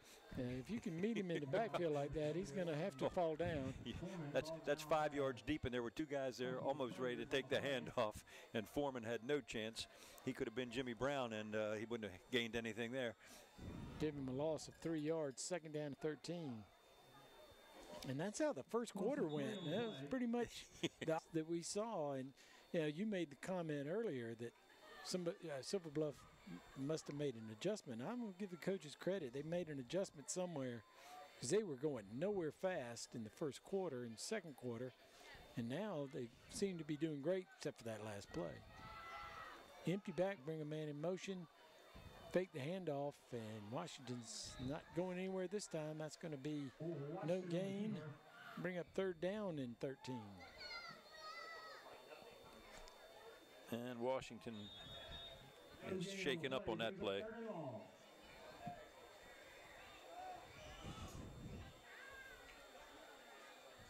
So timeout. I don't know if that's a Aiken Regional Medical Center timeout. They're going to let Washington walk to the bench. He's fine, I do believe. Well, he's taking a couple big shots here. He's hitting that hole, or what he hoped would be a hole, and there was nothing there. And that's happened to him a couple times. All right, binocular man, you're going to have to look in there and choose the number 1, John Green. That would not be a surprise. Quarterback number 1, John Green. It is John Green, number 1. So John Green steps in for Washington while he sits on the sidelines on the bend. And now he's going to run to his right. Can't get outside, and down he goes. Another big loss. It's going to bring up 4th down, so they'll bring the punting unit out, and that'll give quarterback Washington some more time to recover. Green on the keeper, loss of about 4 on the play, brings up 4th and long. Is in the punt for the Bulldogs. They lost about 3 yards on that. 4th down and 6. Oscar Lopez back to punt. Now, he did have one snap for his head tonight. Let's see. Correction number 1, Darius Curtis. That's short. Lopez's shortest punt of the night, and that's going to come down in Bulldog territory, so good field position. And you know, there was a lot of pressure coming from the left side of the defense that time. Lopez able to get it off. Another one of those jobs that's very difficult in football at all levels when you're the punter and these guys are coming running at you 100 miles an hour. I'm sure Coach Bryant at this point got to feel pretty comfortable. Just make sure you catch the ball and kick it and get it down the field somewhere. Make Fox Creek work for it. Have an explosive offense. Of course, I pretty much said that on Silver Bluff, and they went 80 yards. I believe it was Curtis again. Yes, it was. And Curtis gets it down to the 41-yard line, 2nd down. And I thought he might have gotten a little hard on that run, but evidently I was wrong. Referees didn't think he had any. And we know from our experience that officials are right. They are right. One thing where clock, 3 minutes, 40 seconds as the clock runs here in the 3rd quarter.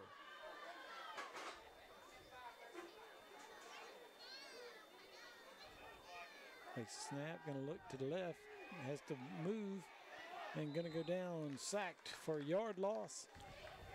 And he was looking deep, and both of the deep receivers, right one on the left, well covered. That is a coverage of anybody in the intermediate zones to throw to. So it's going to bring up 3rd down and 4 as he lost a yard on that play.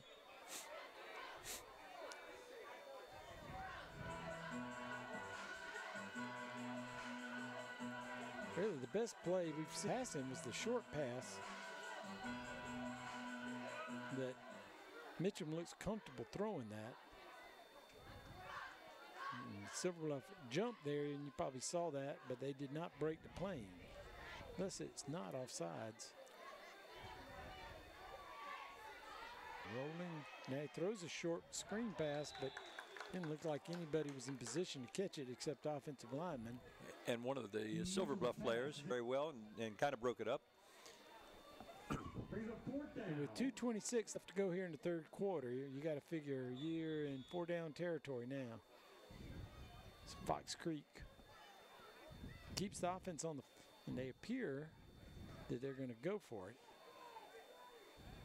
They may just try to draw them off sides, pick up the 1st down, 4th and 4.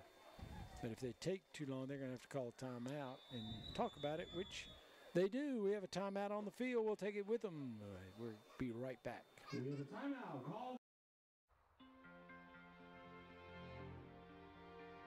You can't always be there to protect her down the road. Make sure the tire she's riding on will. With the revolutionary Michelin Premier tire, even when it's still safe, thanks to Evergrip technology. The Michelin Premier tire, safe when new. Welcome back, Silver Bluff High School, where the home team is happy with a lead over Fox Creek from right down the road. Take a look at some of the scores in the area. Bamberg's come back. 7. North Augusta 27-3. Very sad score there. No comment. That's right. There's only 2 scores to look at tonight besides this one. So it goes by pretty quick.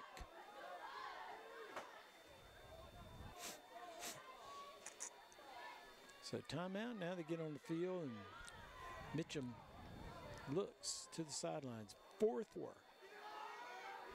Looking to pass. He was looking for that short pass. Now he comes over the middle. Oh, my. Hit 2 receivers and bring it in. So they turn it over on downs to Silver Bluff, and Silver Bluff will take over, leading 14-3 with 2:20 left to go in the 3rd quarter. And I'll tell you what, they had the man open in the middle of that zone and could not hold on to the football. So I think you can depend that Silver Bluff is going to run the football, and they will see a lot of Foreman. Let's see if Jamal Washington is back in the ball game. Looks like he is.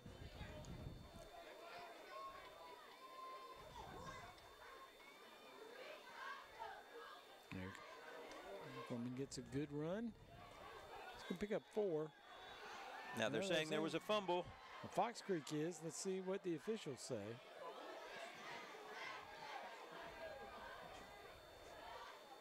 I believe they're saying second down. Does not have it, so they mark it at the 45. Second down and 6. And I think we can safely assume, although we couldn't see it, that they were trying to strip the football, but he was ruled down.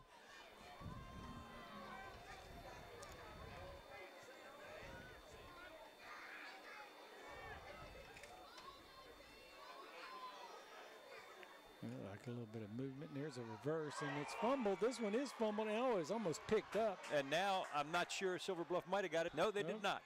Fox Creek gets the ball. They recover the errant pitch, or muffed pitch, and that's one of those plays that maybe now coach is going to say maybe we shouldn't have run that.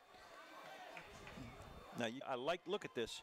If that ball had not been fumbled, I think that was going to be a good call. Yeah, it's going to be a great call. He had a wall on the other side. If he could have gotten to it, that would have been a huge game. I like the call. I mean, they've been running pretty much the same play every round. Okay, something a little different.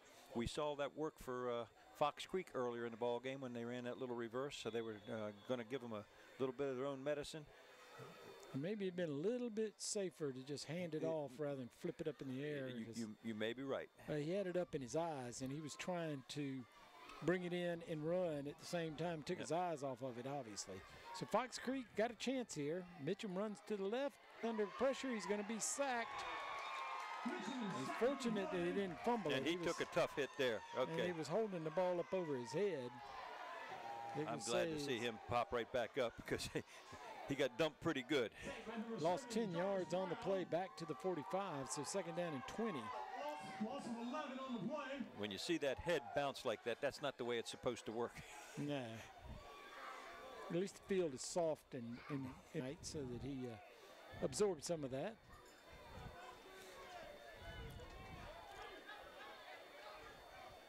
And Fox Creek, after the big turnover, got their work cut out. They need to go 20 yards in 3 plays. And there's a flag. He's going to throw it down the field. Well, it's knocked down.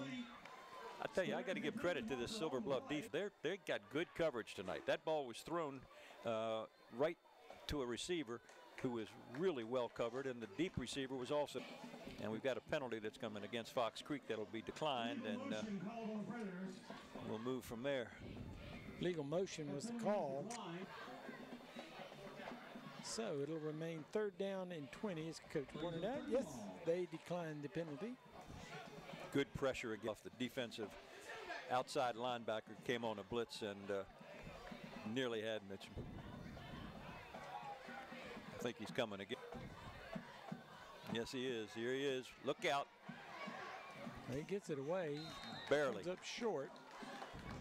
So it's going to be 4th down and 20. Silver Bluff kids are starting to feel it a little bit. I'll tell you what. The last 2 blitzes were Renzo Morrison He's a senior. He's only 34, but he came off the corner like a shot both times and came off the field excited, too. 4th down. High snap fielded, though. Gets the kick away. Good kick. Fielded, going to try to make a return into the 10. And a good return as that it is gets good that return. over the 20-yard. Silver Bluff will have it. Chandler Law Firm 1st and 10. 19.7 seconds left here in the 3rd quarter. And that was John Green. He made a good catch. I'm sure there was at least one coach on the sideline saying you should have called for a fair catch, but he picked up good yardage. Yeah, again, a pretty dangerous play. It was dangerous. But all's well on that one. Like I said, on the reverse, I do believe if he hauls that in, he takes it for a long down. They really had it set up very, very well with a wall over there. It looked like a kick return. So let's see what Silver Bluff does here. He's going to pitch it out, and he's sort of bobbled, but able to recover, get down the field, gain a yard, and that should be our last play of the 3rd quarter. I'm not a big fan of that play. Trying to get him out to the edge, and it hadn't really worked. All right, the clock runs out. 3 quarters in the book of the 2018 season for the Aiken Standard Game of the Week. We got one more lead, 14-3 over Fox Creek. We'll return for the final quarter. I had back issues for a while. I kept going back with different complaints. My doctor, he said, surgery's not going to do you any good. So I would recommend to you therapy. After therapy, I'm a lot better. I'm so grateful for that. I'm a lot. Thanks to Aiken Regional Hospital for the joy that was put back into my life. Now I'm able to get on the floor and play with the children. And it's just a relief. The final quarter of the 2018 Aiken Standard Game of the Week is about to take place as Silver Bluff leads here on senior night, 14-3 over Fox Creek. And I think a win here will cement a place for Silver Bluff in the playoffs, which would be a deal after some struggles over the last couple of seasons. That's right. Okay. And I would say from watching them, Fox Creek's not too far behind Silver Bluff, but not at all. They've at times tonight they've been the better football team. So let's see what they can do now. 2nd down and 8. Oh, he's going to go long. He's got a receiver. Oh! I gave that very slim chance of being completed, but the ball hung up and the guy about ran underneath it. Yeah, that ball had a lot of air under it, and the receiver was able to catch up with it. Whew, that's pretty close. And that was Green again, John Green, wasn't it? No, that was number 5. So that's Donovan Bush. No, T.J. Green. Oh, T.J. Green. Yeah, okay. 5. Yeah, number 5. That's right. All right, so an incomplete pass, 3rd and 8. Again, the clock is what Silver Bluff's playing against. They keep it on the ground here and see if they can pick it up. He's going to keep, and that scored 2 long touchdowns tonight. Yes, it did. It's not going to score down. The punting unit will come on, but the clock will run. And it's getting just a little chippy out there between some players. Referee said something to a couple of them. Just down, fellas.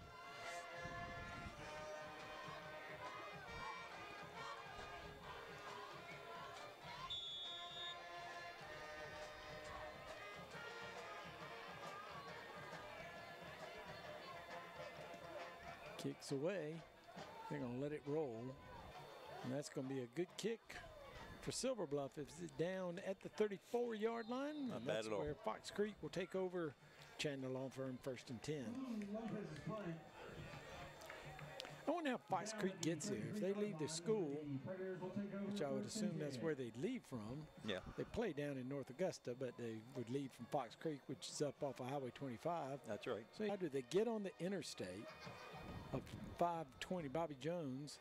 It's actually the Palmetto Parkway on our side, so we'll call it what it is. Palmetto Park down here and get off at the Beach Island exit and come on down 278. I would guess that's how you get here. It's not as easy as you might think. They're not that far away. And Mitchum, really the leading rusher, featured rusher. He's hit hard now, and they're keying on him. And that was Donovan Bush. I called his name a little earlier. Now I think I got it right. He made a nice tackle. They lost 4 yards. Second down and 14. Bluff plays that three-man front with 3 linebackers. Some people call it a 3-5, 3-3, 3-5. It looks like 5 linebackers to me. Yeah, well, they've got the outside linebackers. Boy, they get in his face every time, don't they? And they've got 3 of the leading tacklers in the area. And Green about had another pick off there in the middle. And I think he got tipped by the wide receiver and skipped over his head. But he had zeroed in on it.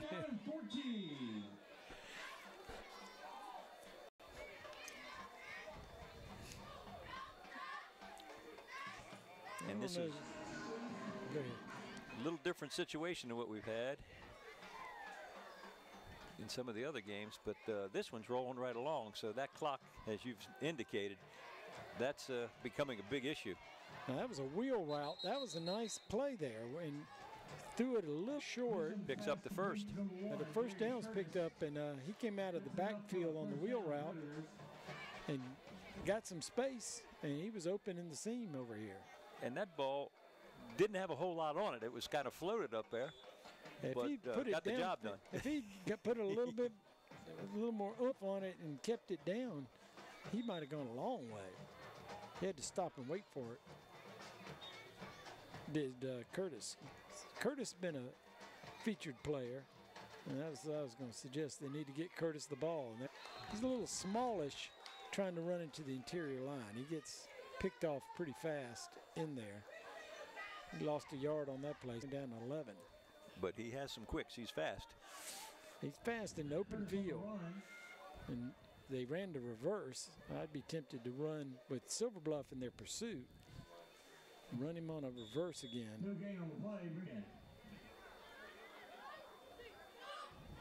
Now he's on the wide side of the field, split out wide. He's looking that direction. He better hurry. He didn't hurry fast enough. Another sack. And it's going to bring up third down and long. This is not unusual at all. It's the same kind of thing we've seen defensively from Silver Bluff for many, many years. And I'm surprised at how many times a rusher has come in there, nobody touching him. Third down and 20 coming up now. They lost 9 yards on that play. It's really getting in the backfield fast and put pressure on Mitchum. They've done a great job on that, and as you said, he's always got people in his face. It's a pass. If anything's worked at all, it's a short pass. Here they come again. And they really got on him quick. And those linebackers that we've talked about from Silver Bluff, okay, are smelling it right now, and they are just tearing things up. Wow. Yeah, they're feeling it. And they were blowing the whistle, and they still took him down. No flag. And once again, the middle linebacker that time came right up. Yeah, it's pretty tough. Fox Creek's going to be 4th and forever. That's 4th and 40 yards, I believe. Gets the punt away. They're going to let it fall. Get away across from the 50 to the 47-yard line, and the LA Channel Law Firm 1st and 10, 7:28 left to go in the ball game. Down at the 47-yard line, over 1st and 10. Now, I'm going to make a prediction that 7:28, you're at midfield. Mm-hmm. You run, your clock is your opponent now. Run the football and run the clock. I don't know. Nothing surprises me. No, I'm with you. They're going to run the football, I believe. And we're in the same kind of situation. The way the clock's been running, if they pick up 2 first downs, the ball game's over. Yeah, exactly. You don't. It's going to be tough for Fox Creek even at this point to come back. That's going to lose a yard and a half. But the clock will continue to run, and it'll run down less than 7 minutes.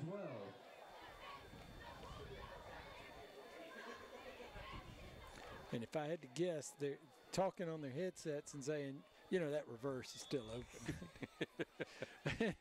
and I know if I was coaching, I'd probably be tempted if they really are saying that. Try it again. Yeah, this And time. if they fumbled again, the parents will come out of the stands and just. Well, no, as long as you win, and I, at this point, don't know that Fox Creek is capable enough to get back into it. But we've certainly seen stranger things at this field happen where we didn't think that could happen. But that's the safe thing there. Run the ball. And here comes a flag at the end. And like you said, it was getting a little chippy. Yeah, it is. And going to go against Fox Creek.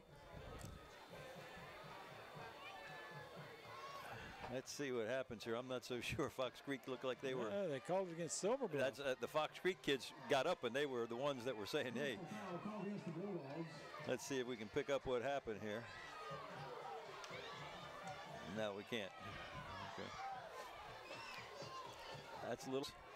I have a feeling, although we couldn't see it, I wouldn't be surprised if somebody had come in a little bit late on the ball carrier and one of the linemen up or trying to get him up, and he was kicking a little bit or something. That happens occasionally. At this point, Silver Bluff. Now they've stopped the clock again. Now they'll start it again.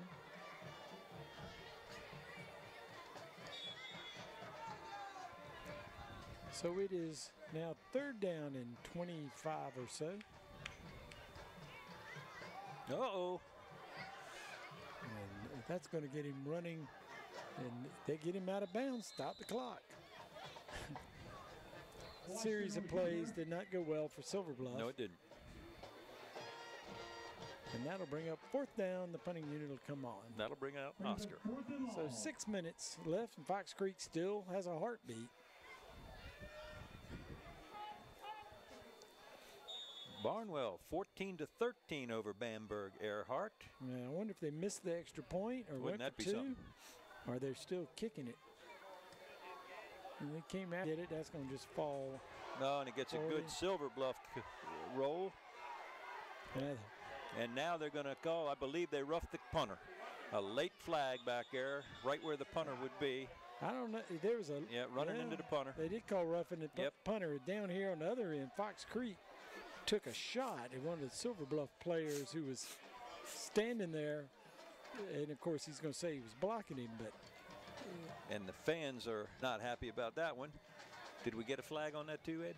I don't believe they did call that. I didn't see a flag. When I heard you say it was a flag, that was back behind us. Now it was a 5-yard penalty, and they decided to decline it and take the punt. Take the punt. That was close to being blocked, obviously, that much pressure on the kicker, so they've got it in good field position. Let them have it there and hold them again. So Fox Creek's offense comes out.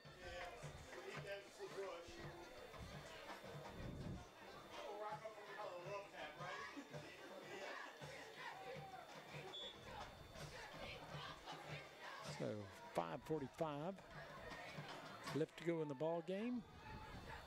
Fox Creek will see if they can get something started. They have had no success in the second half.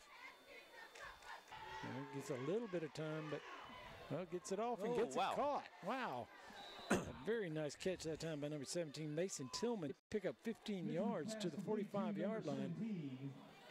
Just before saying he waited too long. Well, and Tillman was finally able to come, and they've hit him a couple times, or tried to hit him a couple times is a better way to put it.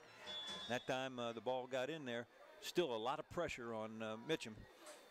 Rolls to his right, got a blocker, gets it out there, and I think incomplete. Incomplete. Once again, looking for Mason. Excuse me. Pass is incomplete. Yep, Mason Tillman. 2nd and 10.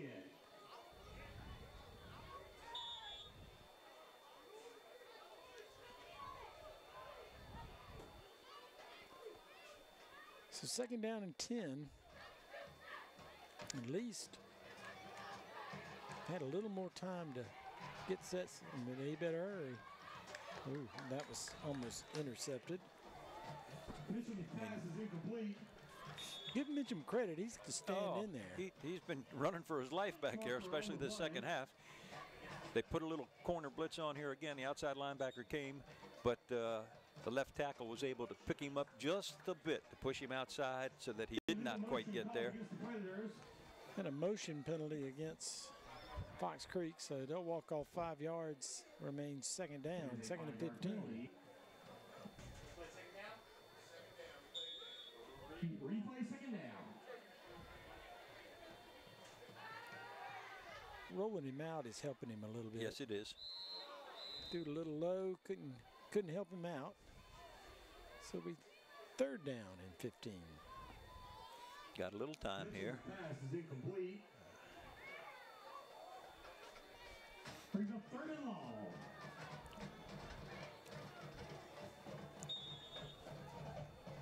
So wow, all of a sudden come back. Really rolling up points, 20 to 14. That's the end of the third quarter. End of the third. Barnwell fumbled, and they picked it up and ran it in. There's an interception. Silver Bluff able to pick that off. That was a nice catch. And we'll give that interception to Willie Powell. I believe Mitchum is down on the far end.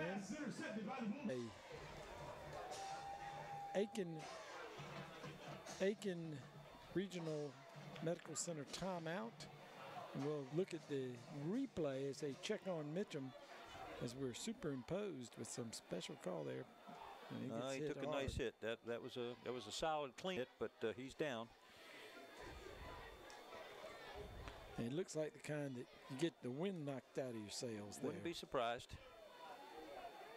He hit him, good square hit, right in the chest, and that'll knock the wind out of you.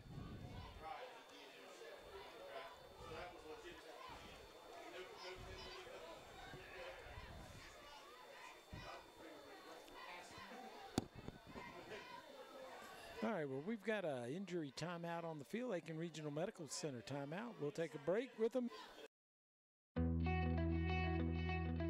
Young, healthy patients without glasses, maybe once every 5 years. So, but if you have glasses, kind of want yearly visits to make sure you're in the right spectacles.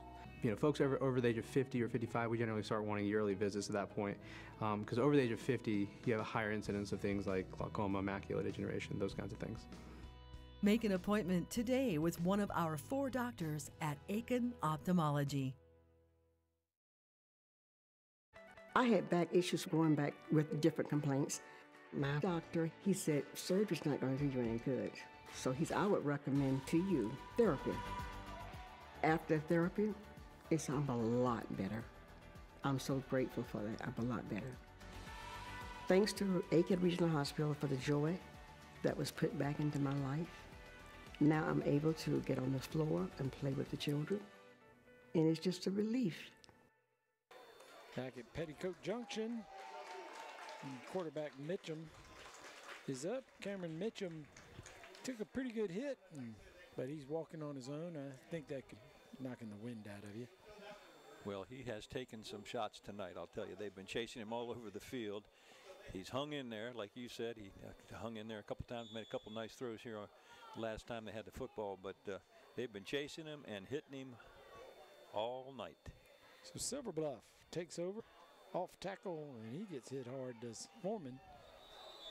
Stack him up, 2-yard gain. Second down.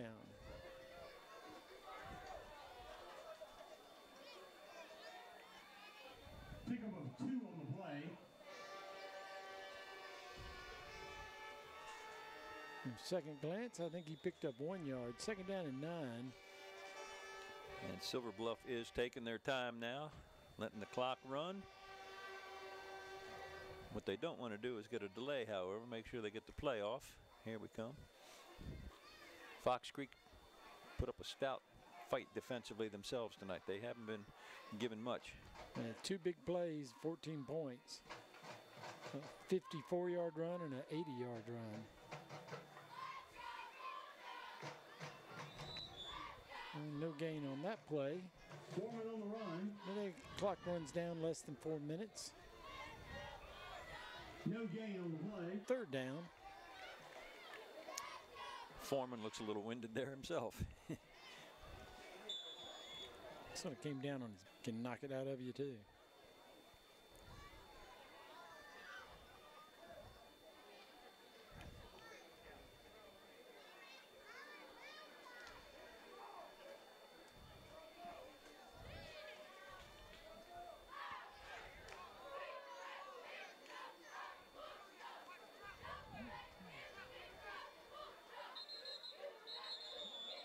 We may get a delay. No, Silver Bluff called a timeout. Wow. So timeout with 3:21 left to go in the ball game. Third down and 9 coming up. And the game pace slowed down a little bit here. Yeah, they have, but maybe they're going to tell them to run that reverse, see if we can break one. Really? If they do, I'm going to put you up for the ESP award. Surely they're not going to do that. Surely he's saying, okay, guys, we got this. Let's just run the ball, run the clock. And if they get lucky, you get a break and pick up the first down, all the more better. I mean, the game will be over if they can get a first down.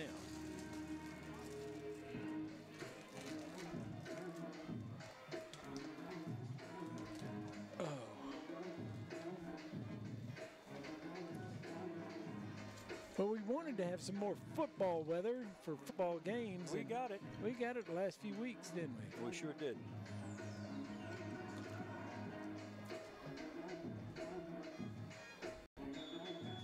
Actually, last Friday wasn't that cool. No, it was nice. Wasn't bad at all.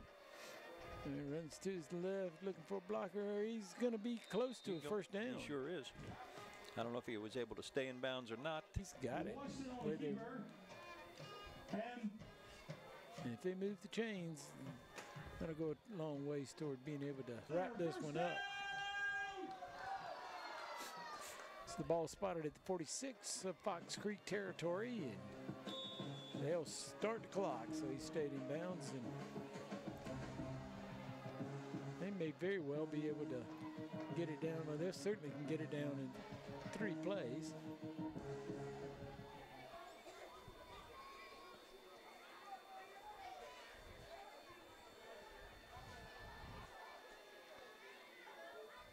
Handoff breaks it. Oh, and the ball. Oh, man. They scramble around for it. I think maybe Foreman got back and got the ball. He may have, but he's going to be upset with himself. I think he had a touchdown if he just holds on to the football. Fox Creek recovered the fumble. Yeah, he was gone. Yeah, he was gone. Oh, he'll hate that. What a great way that would have been for Silver Bluff to finish up the ball game. And they get in the film room when they're going to go rats. I think he was already getting ready to go into his high step. I don't know what he was doing, but that's unfortunate for him. Daggone, he's played a good football game. He really came on. He's had a good season for him. He's had a good season for him.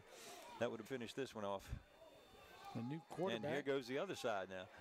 And running the ball. That's number 7, Cameron Knight, in his quarterback.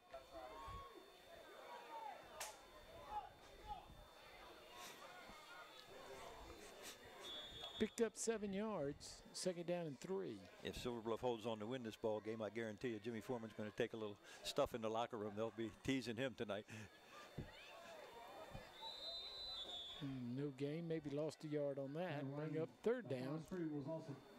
A loss of 3 on the play. They're going to say he was stopped 3 for a 3-yard loss. So it'll be third down and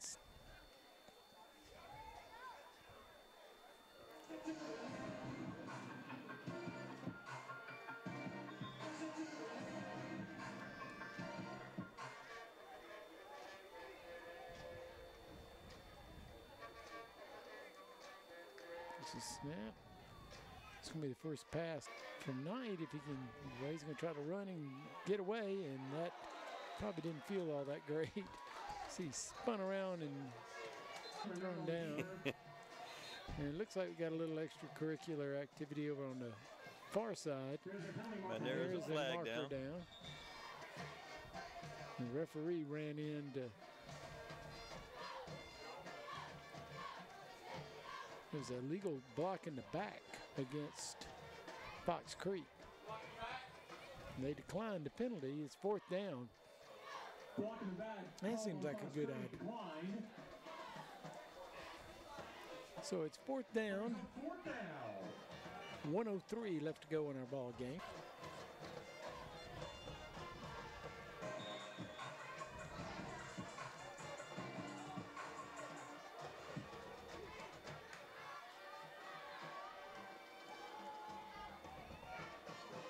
Throws it quickly and it's picked off.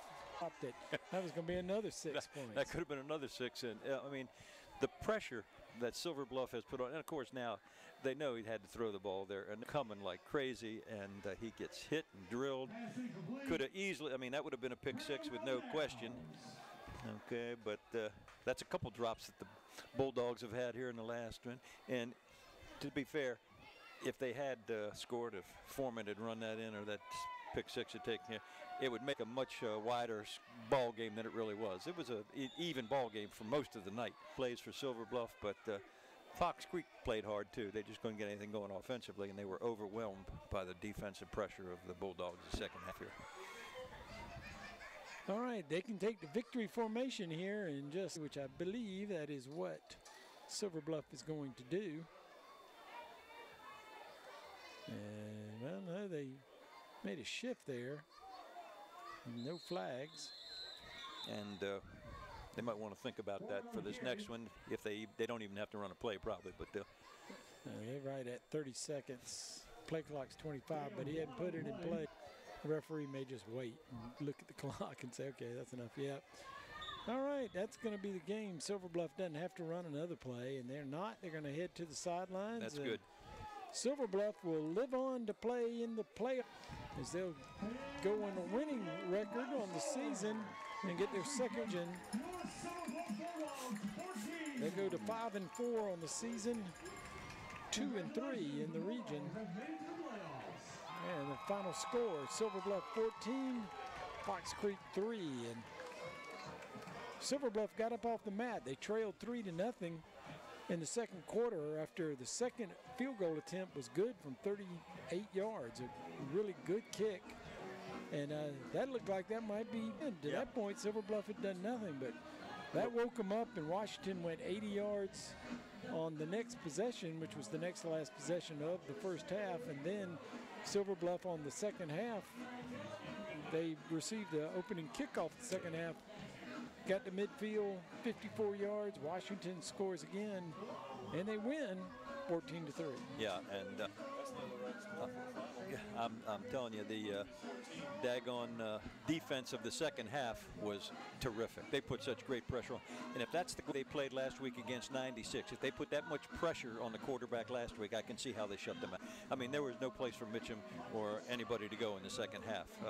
They played solid the entire game, but the second half, they were just a dominant defensive team. And there you see the correct score, 14-3.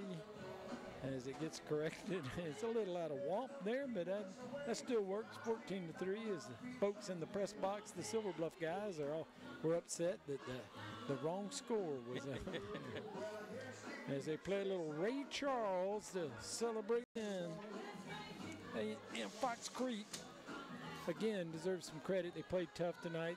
They're in the game. They sure did. They really had a rough region in terms of their play. We saw them beat McCormick, and that was their last game outside of the region. They lost the rest of them, but they'll be back and be better next year, I'm sure. Yeah, and I'll tell you, they were decent tonight. In fact, the first half, I thought they were the dominant team in the first half for a quarter and a half, but that touchdown run gave the Bulldogs a spark. They made one like that in the second half, and it changed the ball game around. Stood out to me tonight. They were just all over Cam Mitchum. He was running for his life most of the time, and obviously took toward the end of the ball game. Hopefully he's not hurt, but he was down for just a little bit and could not return to the game. The senior career, a nice career at Fox Creek, but probably not how he wanted to go out. No. But sometimes it goes that way. in the overall scheme of things. All right, we'll take a break, come back, and wrap things up for the 2018 season on the Aiken Standard Game of the Week. We'll come back and announce our most valuable player in tonight's game when we return. Young patients without glasses maybe once every 5 years. So, but if you have glasses, kind of want yearly visits to make sure you're in the right spectacles. You know, folks over the age of 50 or 55, we generally start wanting yearly visits at that point, because over the age of 50, you have a higher incidence of things like glaucoma, macular degeneration, those kinds of things. One of our 4 doctors at Aiken Ophthalmology. Welcome back. Silver Bluff High School, where the Bulldogs have gone home victorious 14-3 over Fox Creek Predators. And who's our most valuable player of the game? Well, I think I would have to say that the defensive unit should get a whole lot of credit for this win, but the spark was Jamal Washington. His 2 long touchdown runs, we've got to give him the most valuable. You got to, even if you shut the other team out, if you don't score, you're not going to win. So we'll give it to Washington tonight. He played very well, but I was so impressed by their defense. And I got to say before we sign off, this is a good season so far now. It's turned out to be a good season. It's a step in the right direction. I think the coach deserves a lot of credit for turning this thing around just a little bit. He's got them playing aggressively and a winning record going into the playoffs, and that's moving in the right direction. And Silver Bluff can start to get back maybe to their glory days. Yeah, and D'Angelo Bryant was there. He's been there, done that as a player, and now he's doing it as the head coach of the Bulldogs. So good night for Washington. Good pick. Yes, indeed. You only score 14 points, and it comes off an 80-yard run and 54-yard run, and it's the guy who did that was Washington. I'll go with that. The defense was very, very good, especially after scoring the touchdown. They really didn't give Fox Creek anything for the rest of the game. All right, that's going to do it. I don't want to leave anybody out and mentioning all the names, but we want to thank everybody who's worked on camera this year and has helped us out in the truck. Certainly Matt. We missed Matt now, but he's gone on to bigger and better things. David Boyd, couldn't do it without him. David keeps us on the air. Eric Russell, our Aiken Standard sports editor, who went the extra mile for us to get